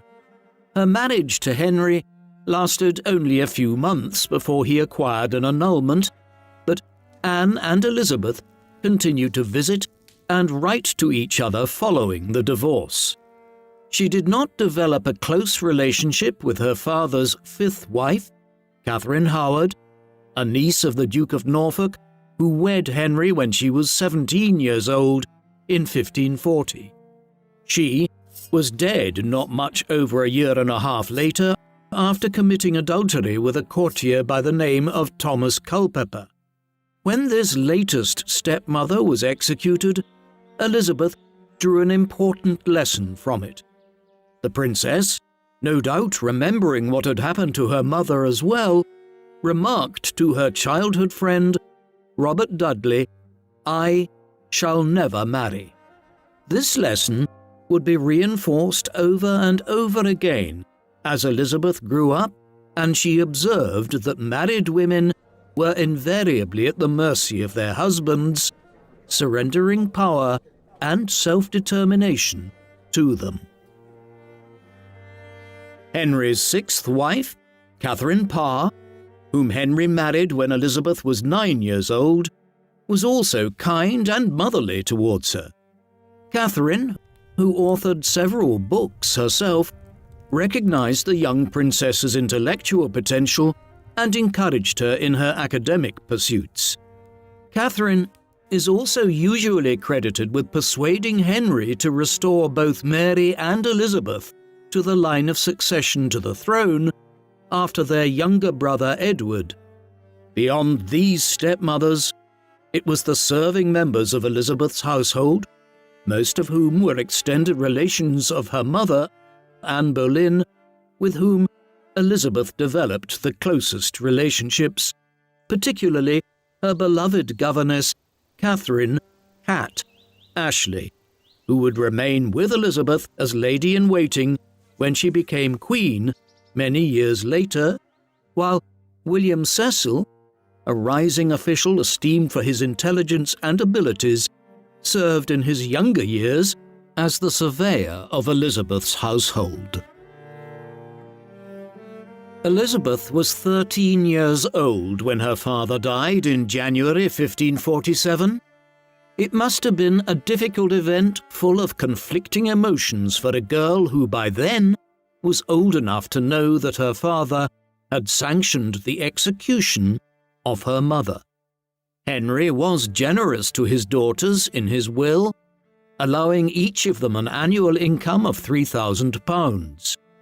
With Henry's death, 9-year-old Edward became King Edward VI. A regency council was appointed to govern for him during his childhood years. This was first headed by his uncle Edward Seymour, who became Lord Protector of England and the Duke of Somerset. The Dowager Queen, Catherine Parr, invited Elizabeth to live with her and her new husband, Thomas Seymour, Somerset's brother, whom Catherine had married within months of the king's death, something which many people disapproved of. Elizabeth's experiences here were less than ideal. Thomas Seymour was an unscrupulous man, constantly in pursuit of greater power. Clearly, his marriage to Catherine had not fully satisfied his ambitions, and he began to engage in highly inappropriate behavior towards Elizabeth once she was ensconced in their household. He frequently visited her bedchamber in the early mornings, still in his nightgown, sitting on her bed uninvited and tickling her.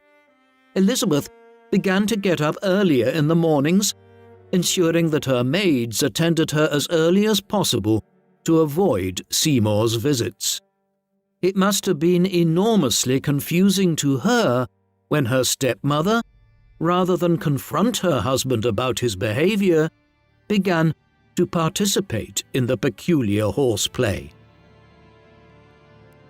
This leaves us with many questions and, if true, it is a damning indictment of both Seymour and Parr.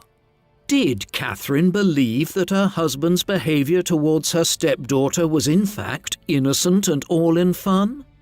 Was she jealous or insecure and seeking to keep herself involved in her husband's activities?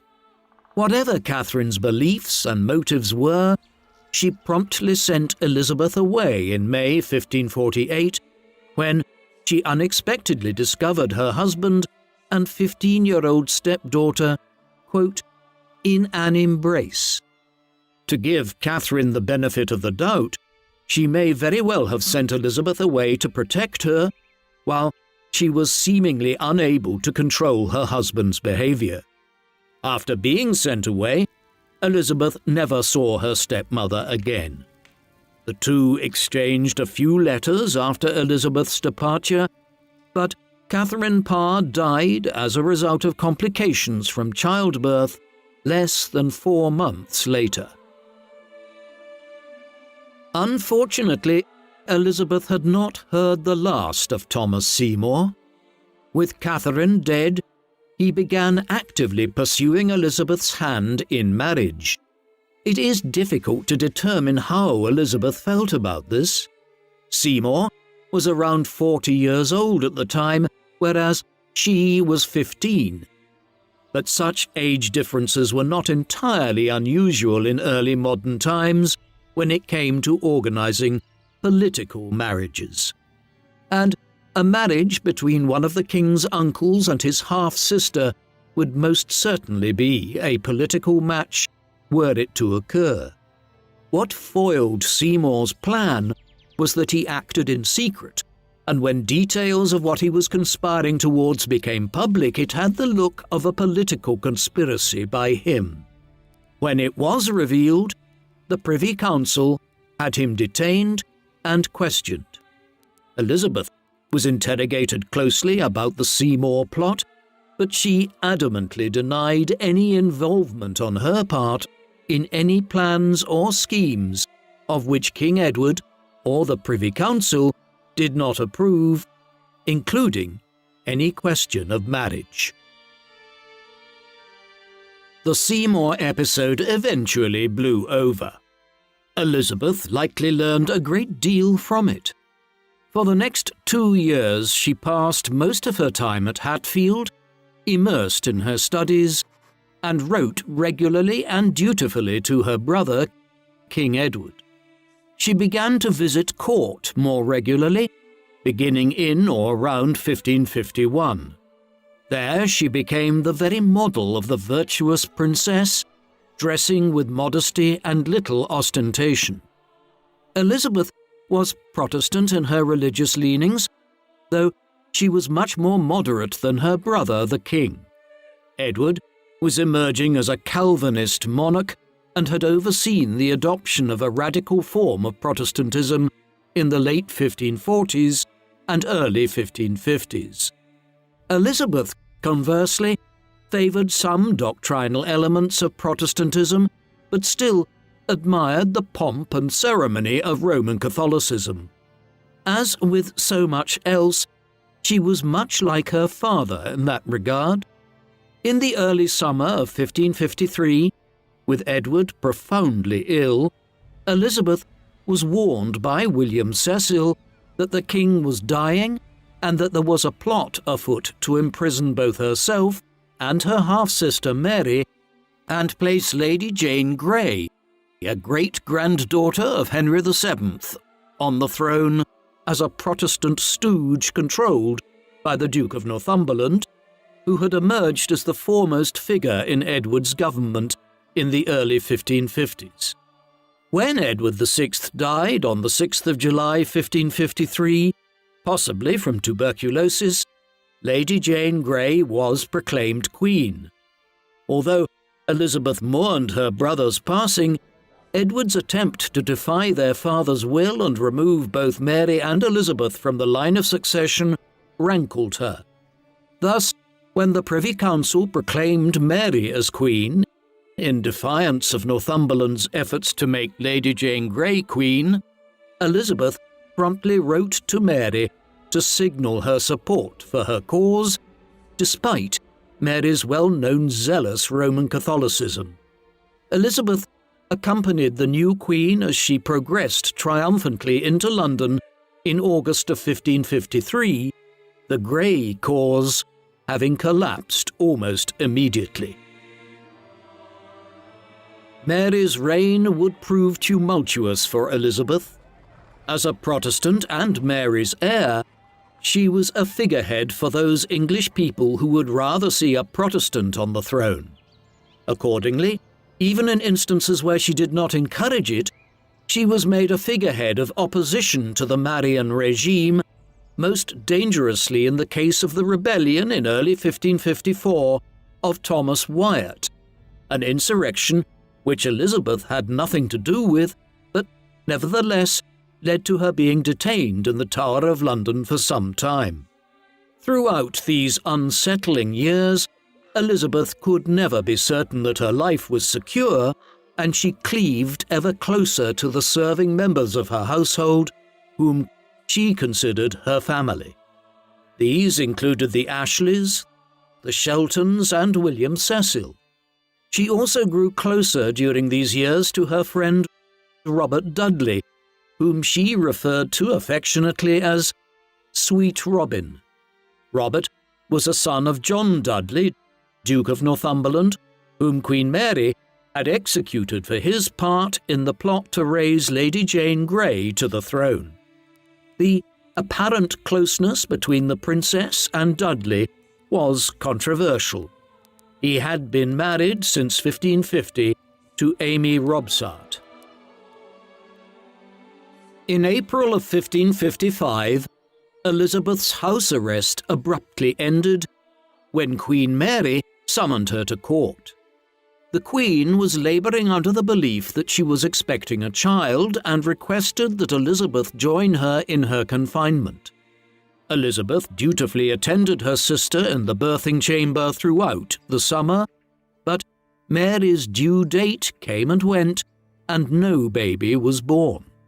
It had been a phantom pregnancy, and Elizabeth remained the heir to the throne. In the aftermath of this incident, Mary invited Elizabeth to remain at court, giving her chambers befitting her position and allowing her more and more freedom as time went on. It is possible that Mary's conduct in this matter indicated some renewal of sisterly feeling between the two women. However, Mary may also have invited Elizabeth to remain at court simply to keep a closer eye on her.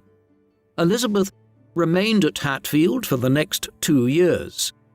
During this time, she and Robert Dudley became closer than ever. He visited her often, and they enjoyed many of the same pursuits, including riding, hunting, dancing, playing at cards, and witty conversation. Elizabeth and Robert seemed not to care about the implications of their relationship when in each other's company, and there was little Elizabeth's advisers, such as William Cecil, could say to dissuade her. Elizabeth endured 2 years of tension and uncertainty after her return to Hatfield.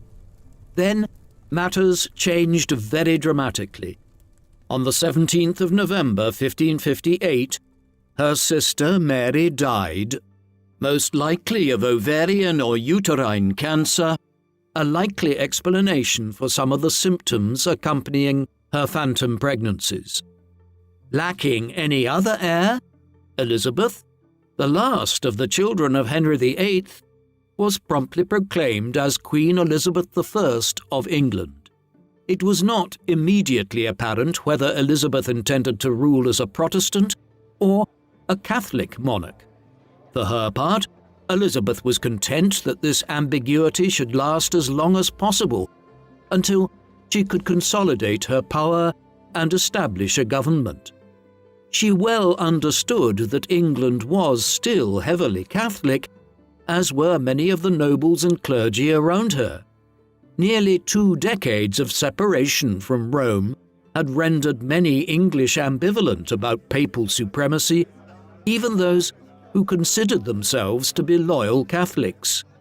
The English Parliament thus proved willing to grant Elizabeth the title of Supreme Governor of the Church of England without really knowing what the Queen's wider religious stance was. The Elizabethan religious settlement would only unfold in the course of 1559 and 1560. Elizabeth understood that she had to proceed carefully while her reign was still new and uncertain. Queen Mary's body lay in state at St. James's Palace until mid-December, with regular Catholic vigils performed until her interment at Westminster.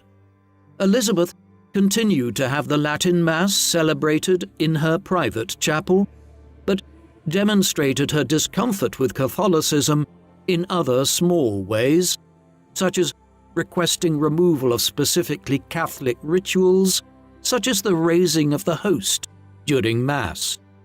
Elizabeth ensured that her sister's funeral was both magnificent and in keeping with Catholic tradition, although she did imprison a eulogizing priest following it for vaguely referring to her supposed illegitimacy. On the day of her coronation, the 15th of January 1559, Elizabeth processed through the city of London as the people cheered her joyfully. She was anointed and crowned Queen of England and Ireland in Westminster Abbey, entering the church dressed in magnificent royal robes of gold, trimmed with ermine and jewels, her long red hair loose and flowing. As Elizabeth passed by, attendees promptly cut off pieces of the blue carpet upon which she walked as souvenirs. Ever conscious of how controversial her Protestant faith still was to many of her subjects, Elizabeth's coronation was a largely Catholic service. Even within a largely Catholic ceremony, Elizabeth did not prostrate herself for the anointing. Instead, she simply knelt in a dignified fashion. Moreover, as soon as the Latin Mass began, the Queen promptly withdrew to a private chamber to change her costume for the upcoming feast and celebration. This was clearly designed as a public statement of her rejection of some of the Catholic rites carefully choreographed to indicate to the political nation that further religious changes would come in the months ahead. Emerging in an exquisite costume of purple and ermine, she headed the procession out of the church, smiling and graciously greeting members of the cheering crowds. Elizabeth had cleverly managed to have herself crowned in a way which seemed to placate both Catholics and Protestants to varying extents. One of Elizabeth's first acts as Queen was what is known as the Elizabethan religious settlement. At her first official parliament, she had her government pass an Act of Uniformity which reinstated the 1549 Book of Common Prayer that had been a bedrock of her half-brother's Protestant settlement, although a few alterations were introduced into it in line with Elizabeth's much more moderate Protestantism. One sticking point concerned the real presence of Christ's body and blood in the Eucharist, known as transubstantiation, which Catholics believed in and Protestants did not.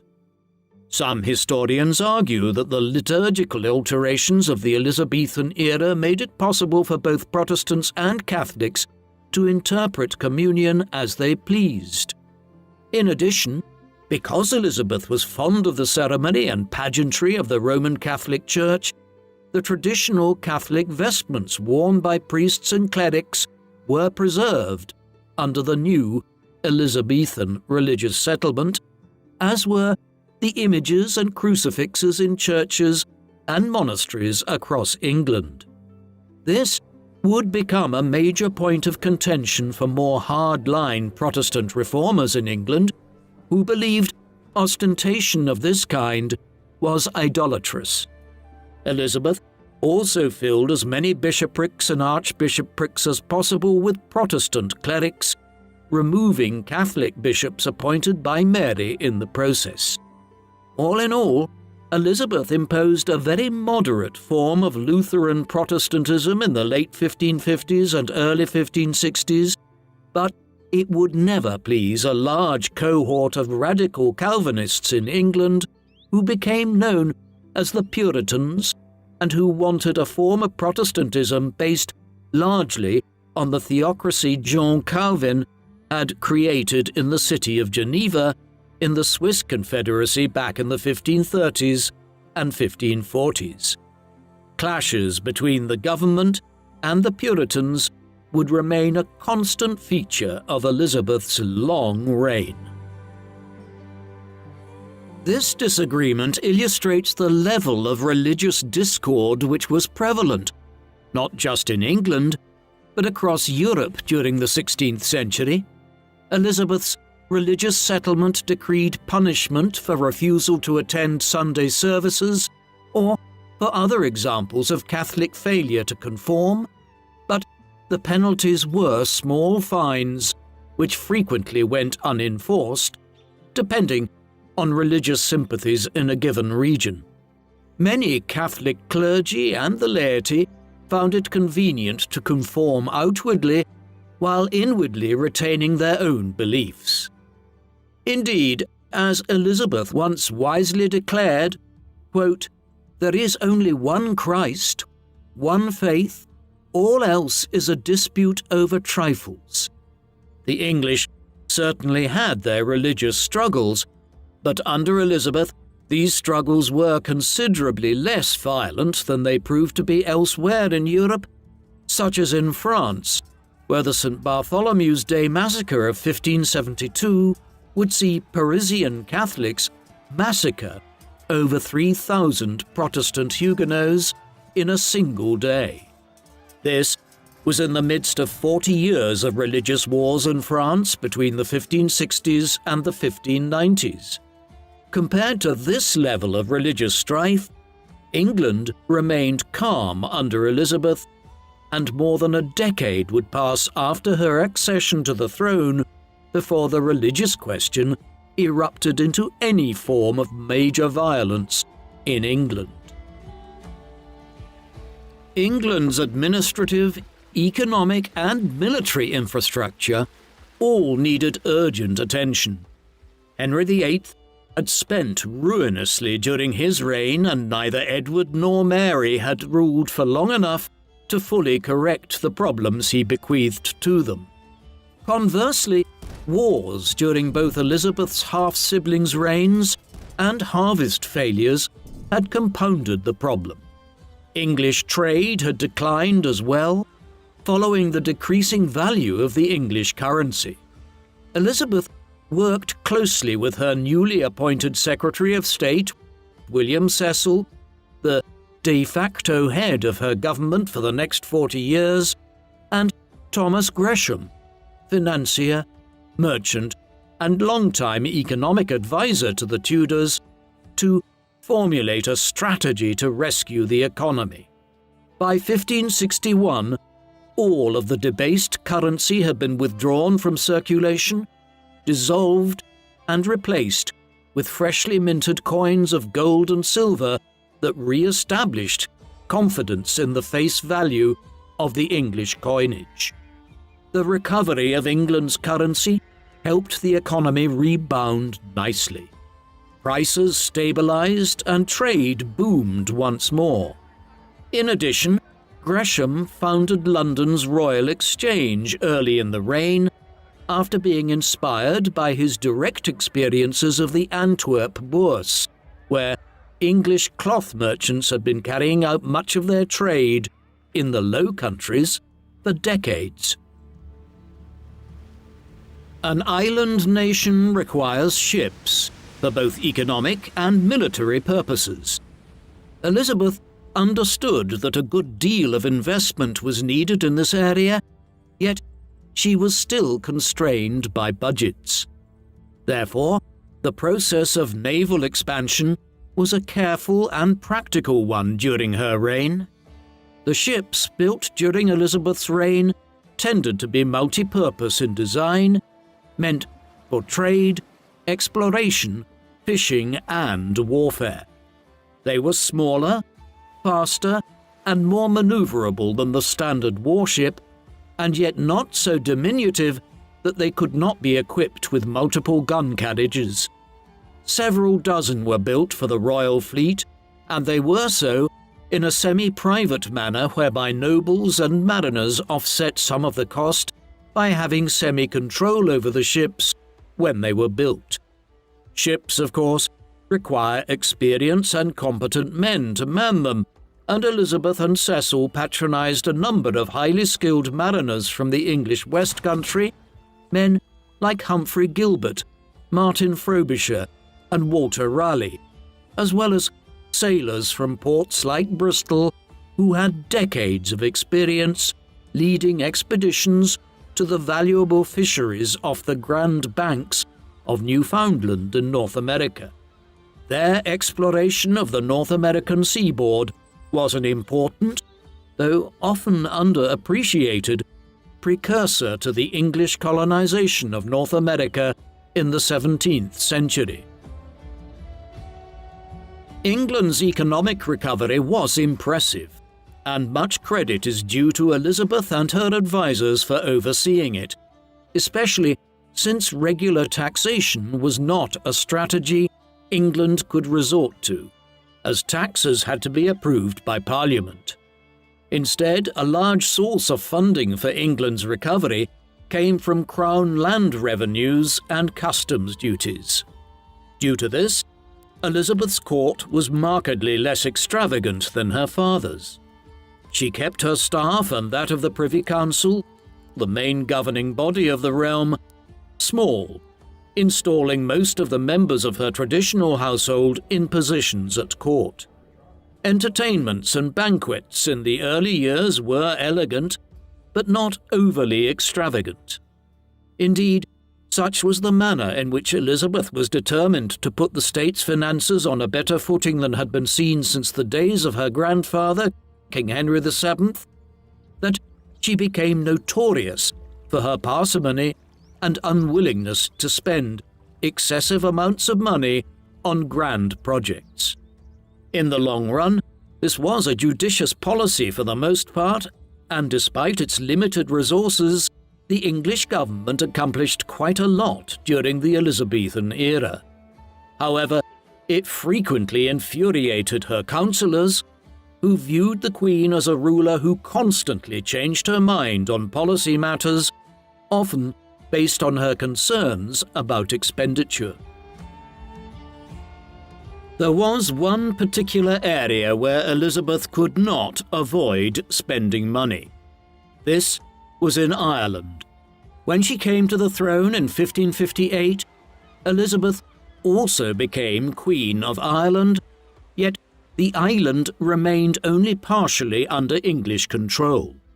Dozens of largely independent Irish lords ruled different parts of the country, whereas English rule was largely confined to Dublin and the Pale, which surrounded it in Leinster. A programme of regional conquest and colonisation had been entered into towards the end of her father's reign and would play out for decades during Elizabeth's reign.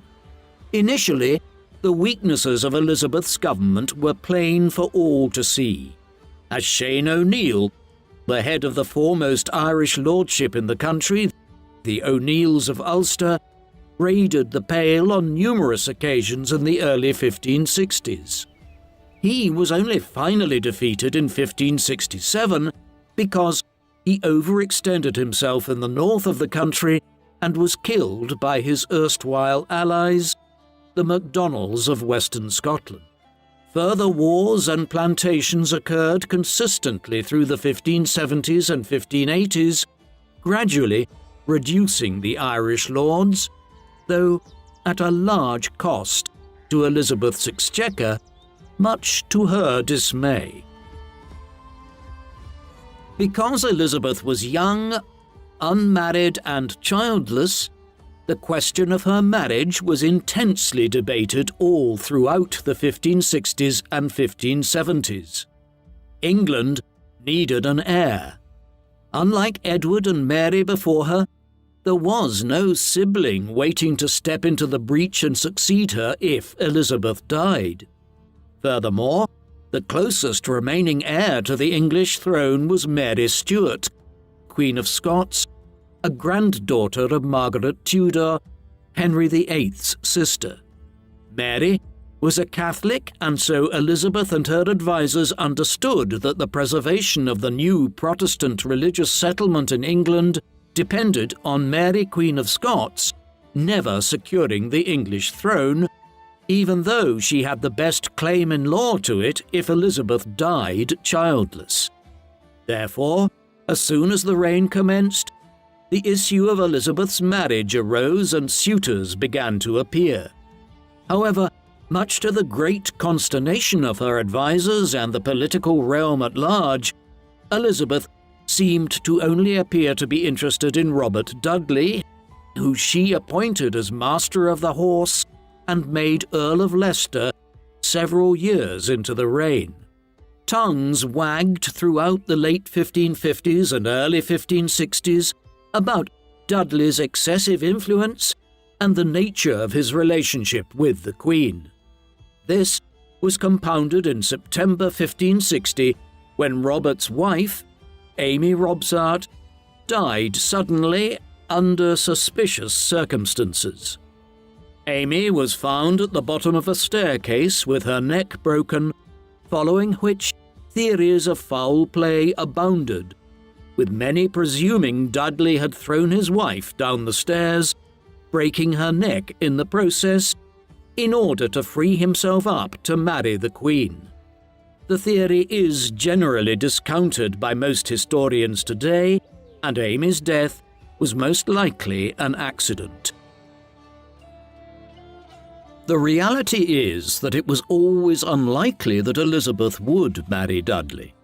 He was an English lord, and by the second half of the 16th century it was an accepted norm that a monarch, like Elizabeth, would marry a member of another European royal family, the better to cement an alliance of some kind. Yet Elizabeth did none of these things. Already in the 1560s she was cultivating the public image of herself as the Virgin Queen, pledged in marriage to the realm rather than a husband, and mother to all of her people. This campaign manifested itself in Elizabeth's speeches, in the portraiture she commissioned, and it even appeared in the poems and plays of the time. Elizabeth would continue to entertain suitors for her hand, most notably King Eric XIV of Sweden and Francis, Duke of Alençon and Anjou, brother of King Henry III of France, but she ultimately refused them all. She would remain unmarried her entire life. It is hard to escape the fact that there was a complicated psychology at work here. Elizabeth, having grown up in the Henrician court, where her father married and then dispensed with one wife after another, Elizabeth's own mother included. She eventually determined not to subjugate herself to a husband in this way, though her court became a peculiar place where a succession of favourites, including Dudley, Sir Christopher Hatton, Sir Walter Raleigh, and later the second Earl of Essex, gained her favour by courting her as one would a prospective bride, all the while knowing that no marriage would ever follow. In 1562, Elizabeth, who was in her late 20s by then, contracted smallpox. She recovered without significant long-term damage to her overall health, but the disease left her face badly scarred, a common occurrence amongst those who contracted smallpox in early modern times. In order to disguise the scars, she began to wear elaborate makeup. Unfortunately, the white makeup she wore to mask her scarred complexion every day was lead-based, and the vermilion she used to redden her cheeks and lips contained significant amounts of mercury. The regular use of these compounds damaged her skin and possibly contributed to her hair loss in later years. As this compounded the problem caused by the smallpox scars, Elizabeth caked herself in more layers of makeup and took to wearing elaborate wigs in later life. Finally, her teeth began to blacken and decay due to her sweet tooth. Sugar was a novelty in Europe, one introduced from the Americas. All of this would leave her in later life a woman with ravaged skin, extensive hair loss, and rotted teeth. Amongst the achievements of the Elizabethan period, one which deserves attention is that this was an early golden age of English literature. Some of the greatest writers, poets, and dramatists in English history worked at this time and were patronized by the Queen and her courtiers. These included the playwrights Christopher Marlowe, William Shakespeare, and Ben Jonson, and the poets Edmund Spenser and Philip Sidney. Walter Raleigh, too, was a poet, though he is usually more well known for his explorations in the Americas. The sheer breadth of Raleigh's experiences encapsulate the excitements and pursuits of the Elizabethan age. He explored North America, founded the first, albeit short-lived, English colonial settlement in North America at Roanoke Island, captured Spanish gold as a privateer, and is sometimes fantastically credited with introducing tobacco to England and the potato to Ireland. The exciting new frontiers of exploration and trade broadened English horizons immensely, just as the literary flowering did for English culture. For instance, between 1576 and 1578, Martin Frobisher sailed in search of a northwest passage, while Sir Francis Drake became only the second person to ever circumnavigate the globe in 1581.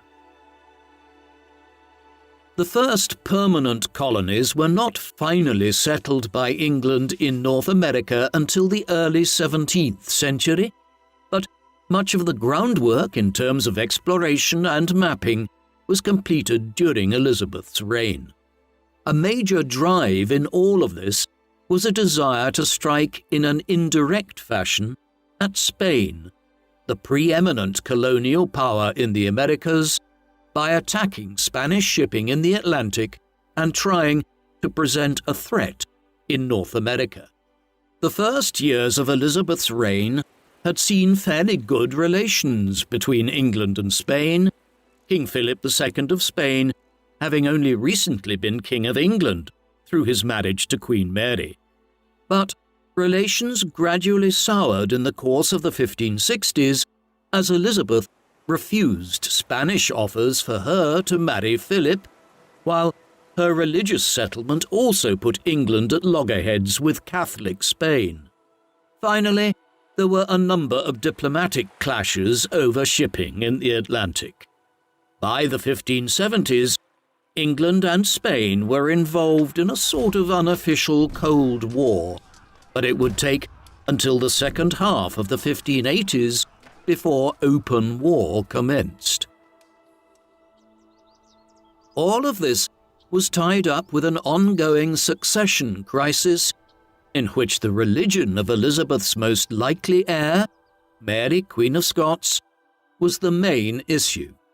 Elizabeth refused to acknowledge the Catholic Mary as her potential successor in the 1560s and 1570s.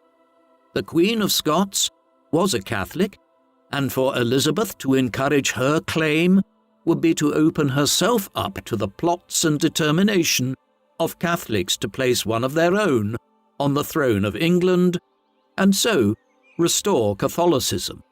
Elizabeth hoped to contain Mary's ambitions through diplomacy, but this proved to be impossible.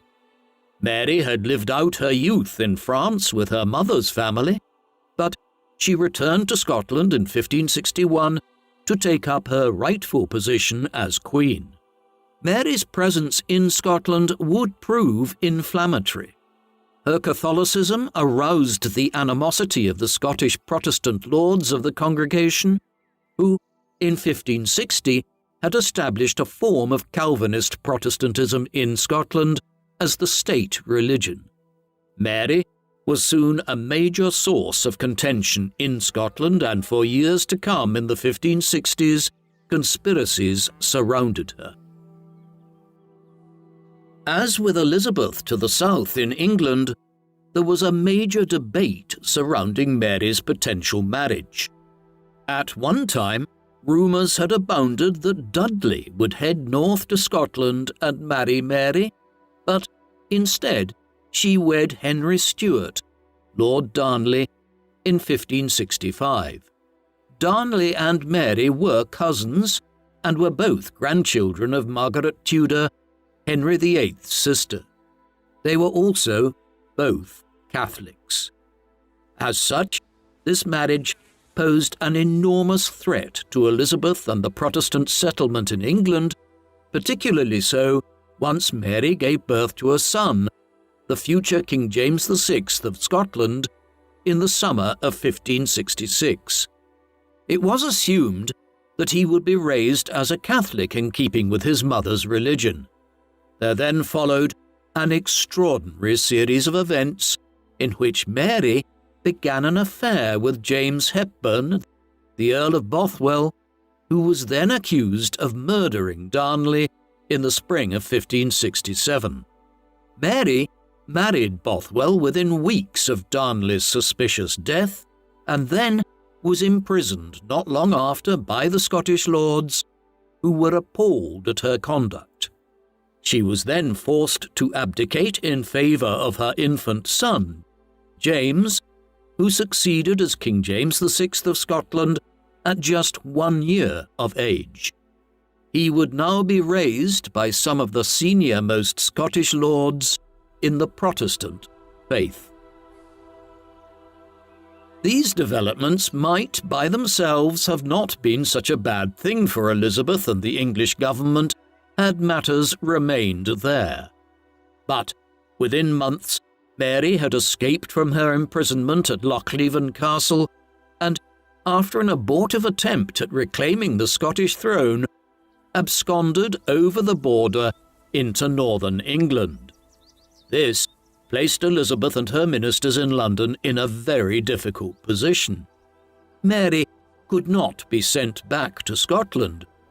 To do so would potentially lead to her execution by the Scottish lords, and Elizabeth was unwilling to send a fellow queen to that fate. At the same time, her presence as a Catholic contender to the English throne on English soil made her a focus of conspiracies by Roman Catholics in England and abroad. In Rome, English Catholic exiles openly discussed the possibility of launching a revolt in England against Elizabeth's government and then placing Mary on the English throne as a means to restore England, yet again, to the Catholic fold. This was not idle speculation. In 1569, a major revolt was initiated by some of the leading Catholic lords of the north of England. Although she was not directly involved in plotting this, Mary's position was important in the Northern Rebellion. Though it was quickly crushed, and Elizabeth ordered the execution of some 750 Catholic rebels, it highlighted the precarious situation with Mary present on English soil, doubly so when Pope Pius V issued a papal bull, Regnans in Excelsis, in 1570, in response to the suppression of the Northern Rebellion, through which Elizabeth was excommunicated and all true Catholics were enjoined to overthrow her. This volatile situation would prevail for nearly 20 years. Though Elizabeth never met Mary in person, the deposed Scottish Queen would spend the entirety of the late 1560s, the 1570s, and much of the 1580s under house arrest in a series of different palatial houses across northern England. Many of Elizabeth's senior ministers, such as Cecil, would doubtlessly have been delighted to have an opportunity to simply have Mary killed and the threat she posed removed. But Elizabeth simply refused to do this to a fellow female monarch. Again, there was a complex psychology to this, and we should remember that Elizabeth's mother Anne was a queen who had been executed 3 decades before Mary arrived to northern England. In the complex situation which developed with Mary Queen of Scots over the next decade and a half, Sir Francis Walsingham, the English Secretary of State and Chief Spymaster from 1573 onwards, was paramount. A committed Protestant, Walsingham viewed himself as a religious warrior whose work was to defend the Protestant settlement in England from the threat Mary and others, such as radical members of the English Catholic exile community in Rome, posed. He had personally witnessed the mass slaughter of Protestants at the St. Bartholomew's Day massacre in Paris while he was serving as England's ambassador there, and he was determined not to see the same thing happen in his own country. Many plots by Catholics in England and abroad were rooted out and crushed by Walsingham and his spies in the 1570s and 1580s. Then, finally, in 1586, he was presented with an opportunity to end the greatest threat of all. That year, Walsingham became aware of a plot centered on Anthony Babington, an English Catholic, to assassinate Elizabeth and free Mary before placing her on the throne of England. Walsingham knew what was going on from very early on in affairs, but rather than reveal it quickly, he placed double agents within Babington's circle and allowed him not only to incriminate himself, but Mary as well. When he finally revealed the Babington plot, not even Elizabeth could ignore Mary's treachery. She was placed on trial, found guilty of treason, and executed at Fotheringay Castle on the 8th of February 1587. Elizabeth had finally been coerced into signing Mary's death warrant after nearly 2 decades of keeping her imprisoned in northern England.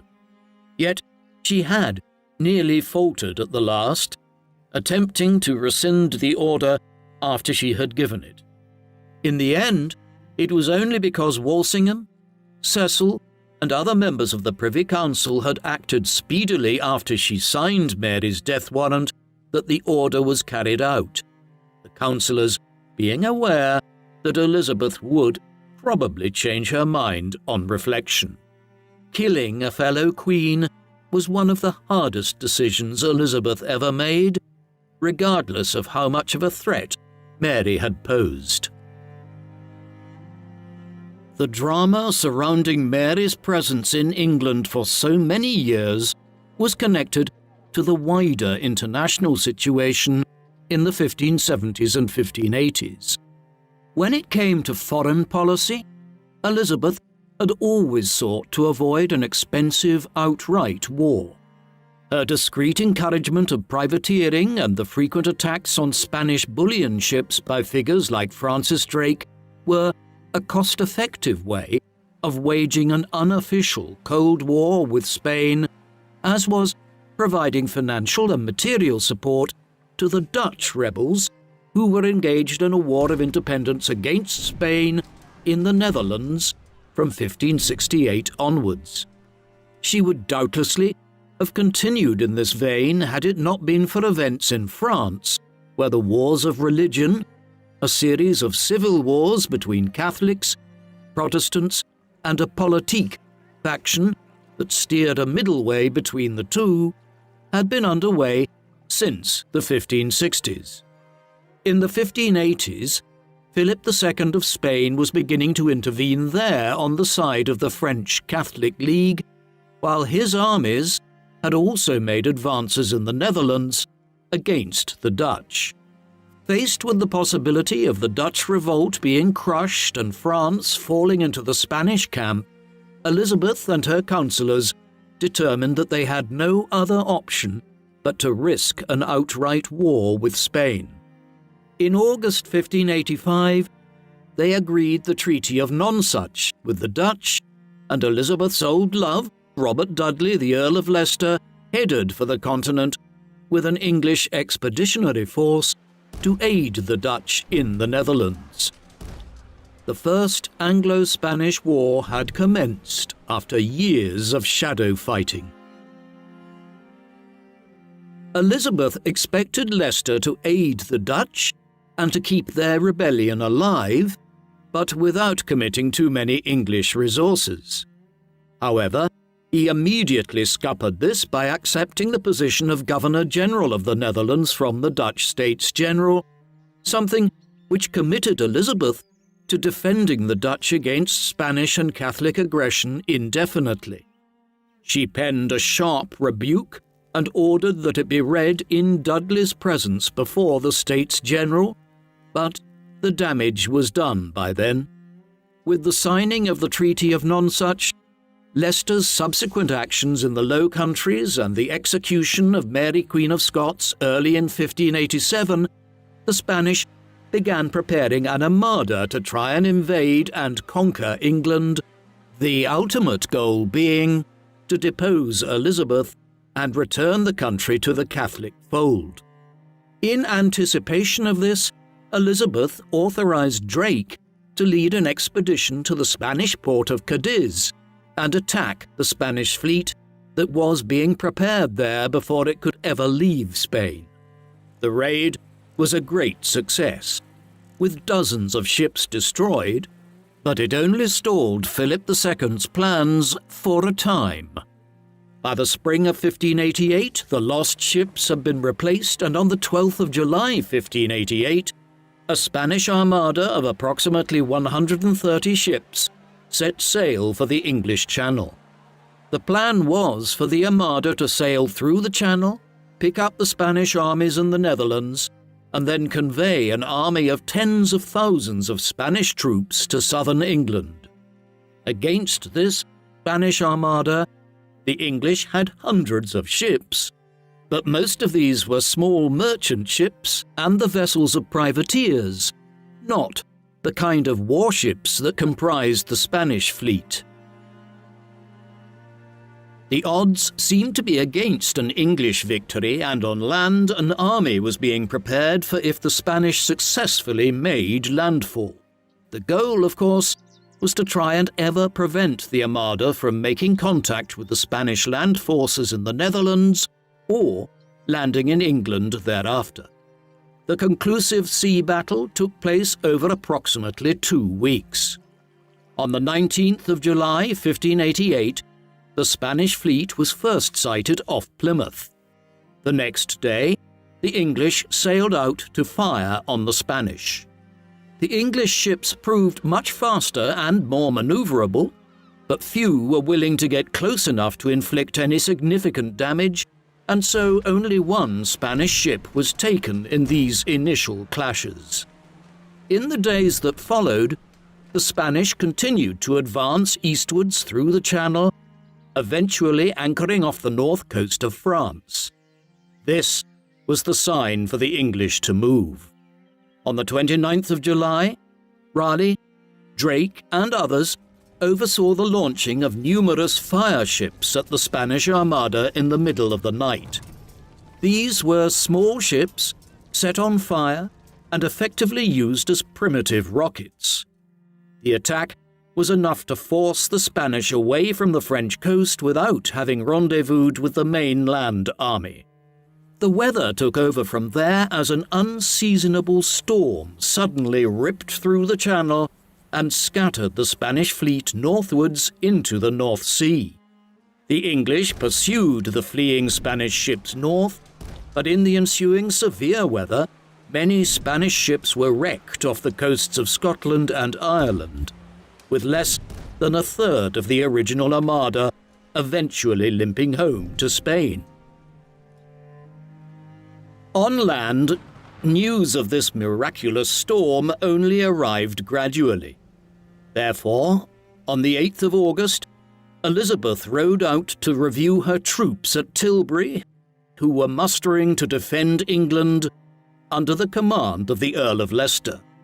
There, dressed in white and wearing a magnificent silver breastplate, she gave the most famous speech of her reign.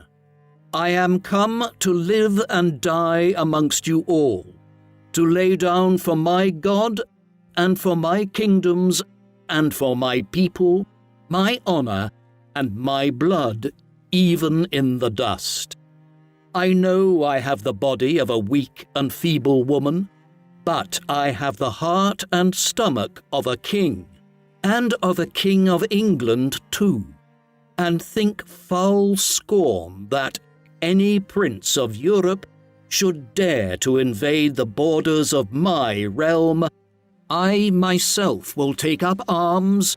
I myself will be your general, judge, and rewarder of every one of your virtues in the field."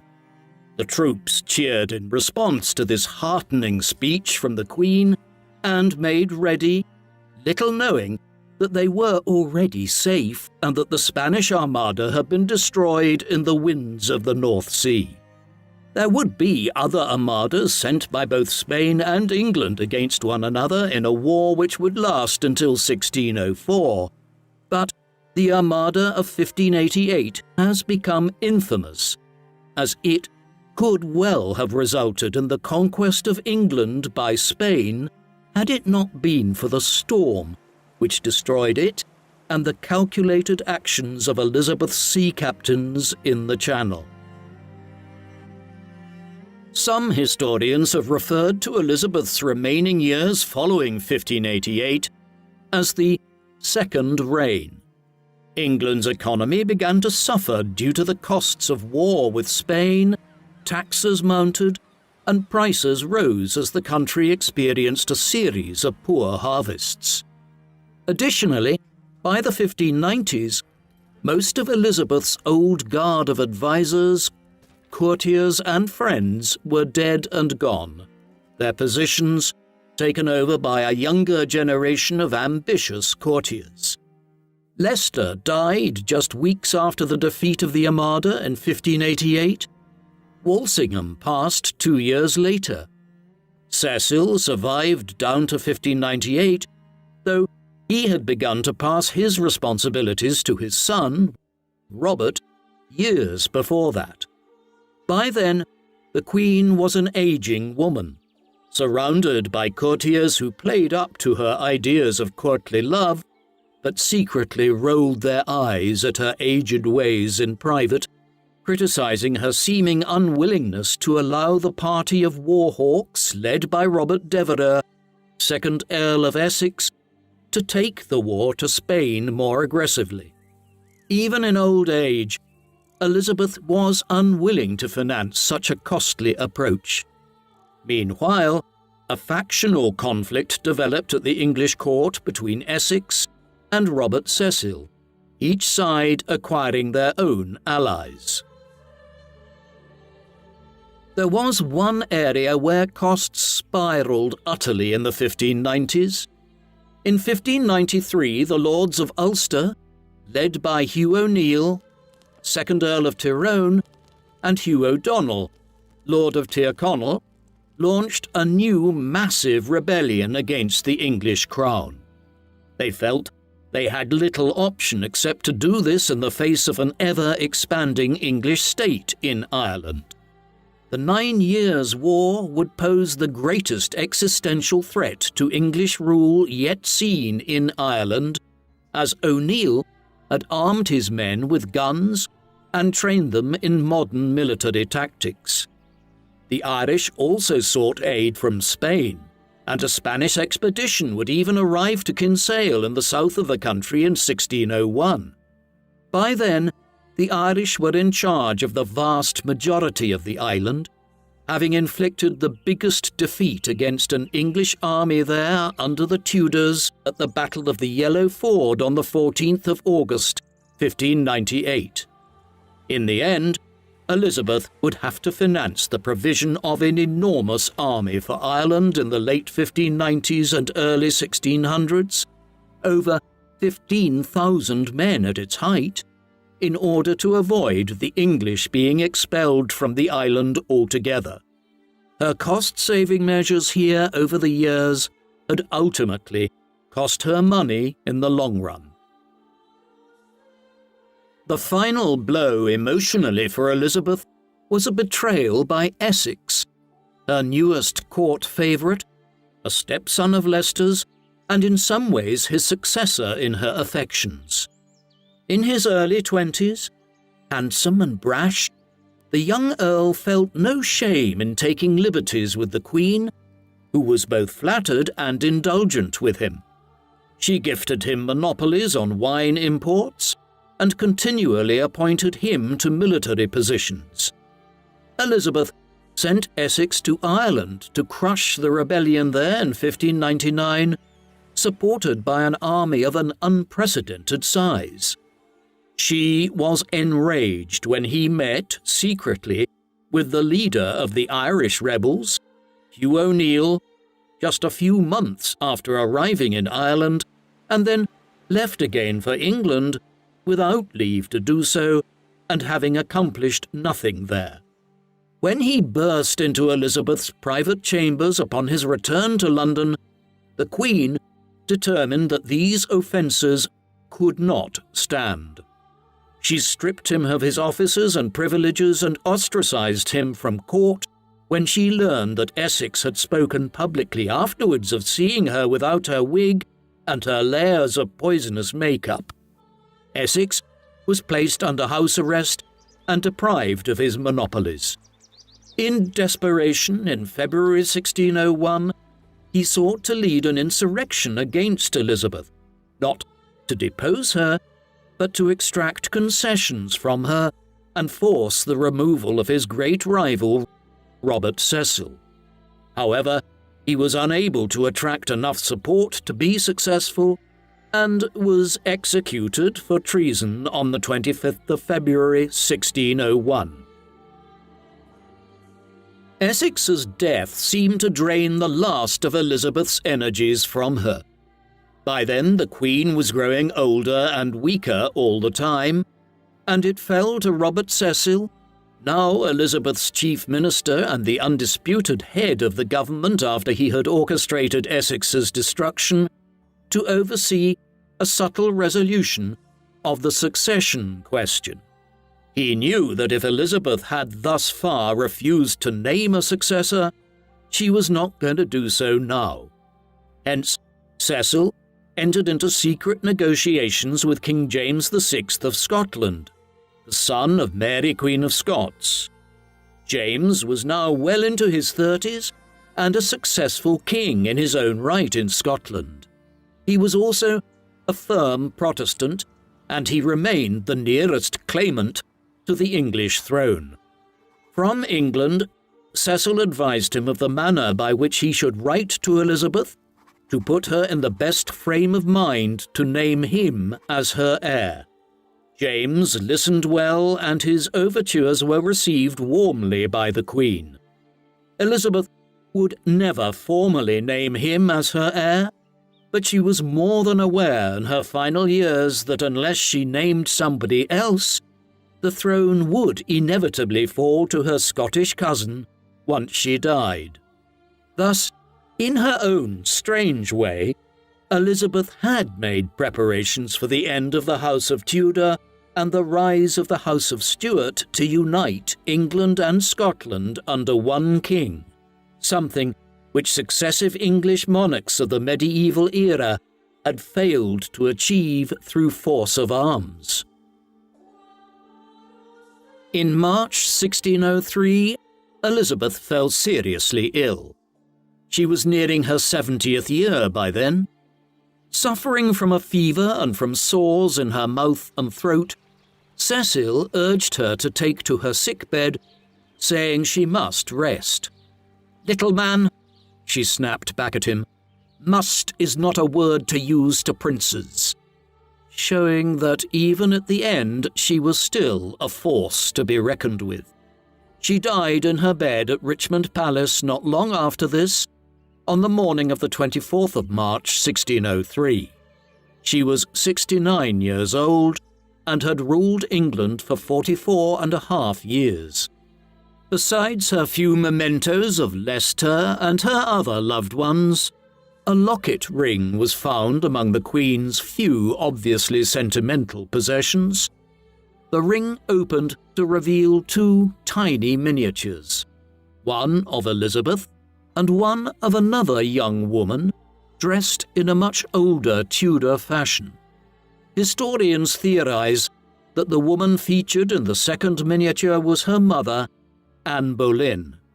Elizabeth had never known her, Anne having been executed on her father's orders when Elizabeth was just 2 years old.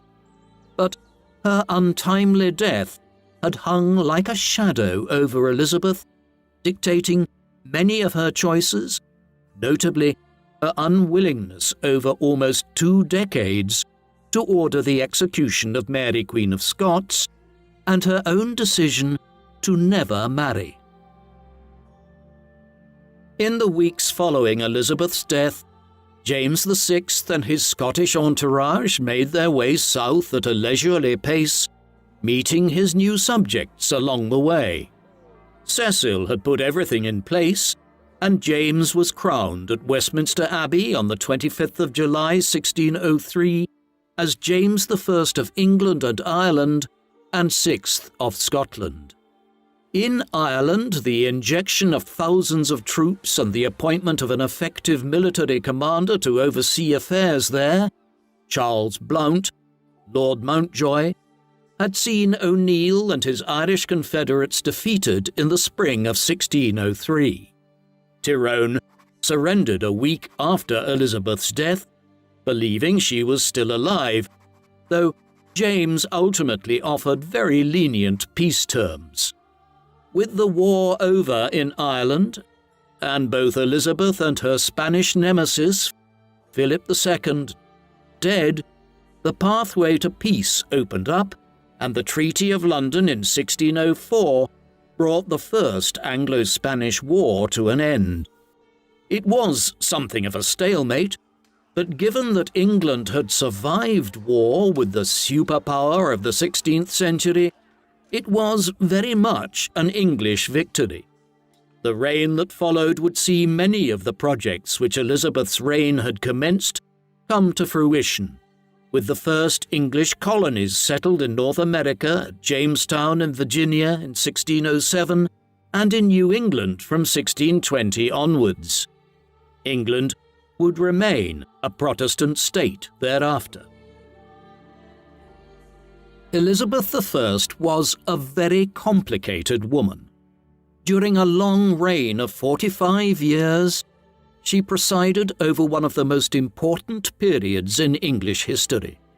When she rose to the throne, England was in a confused state, toing and froing over and back between Roman Catholicism and Protestantism, while, as a state within Europe, England had declined enormously from being one of the most centralized and powerful kingdoms of medieval Europe to becoming something of a minnow in the 15th century, racked by instability and civil war.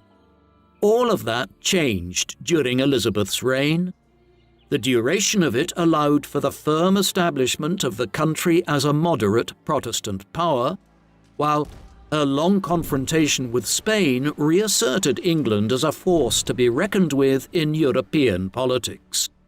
The small kingdom effectively defeated Spain, the superpower of the day, in the Anglo-Spanish War, and provided crucial support to the Dutch rebels in the early days of their War of Independence.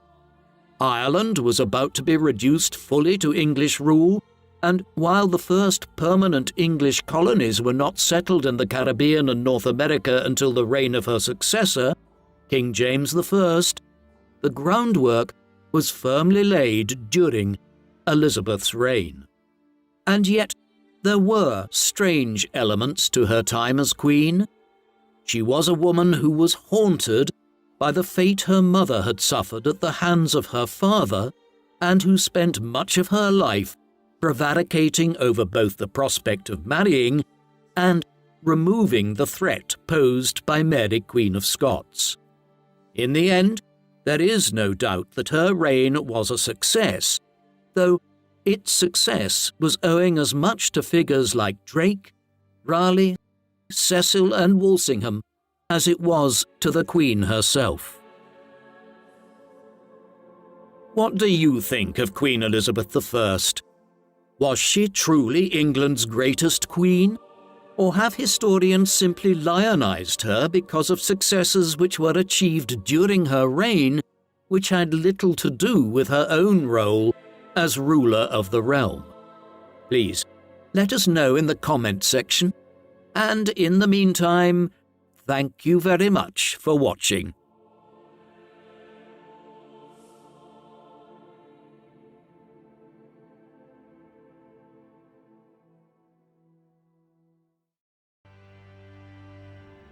Elizabeth I is a lionized figure in the historiography of England. It was during her reign that England began its ascent towards empire, with explorers like Francis Drake and Walter Raleigh circumnavigating the world and looking to set up England's first colonies in North America, while the English Renaissance produced writers and poets like William Shakespeare and Edmund Spenser. A lot of these things happened despite Elizabeth. She was a queen who spent a large part of her long reign refusing to make decisions, whether it was the question of her marriage or whether she would finally rid England of the threat posed by Mary, Queen of Scots.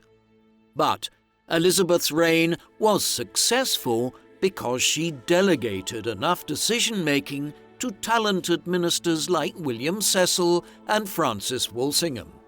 She also succeeded by deciding on a more moderate religious settlement than Edward and Mary before her. What's most striking about Elizabeth's reign is how it bore the imprint of her father. Her refusal to marry was shaped by the fate of her mother, while her religious moderation was a reaction to a quarter of a century of religious turmoil set off by her father in the early 1530s. This is surely the thing that united Queen Mary I and Queen Elizabeth I during their two very different reigns. Long after their father had died, his actions continued to shape their lives and behaviour. England was changed immeasurably as a consequence.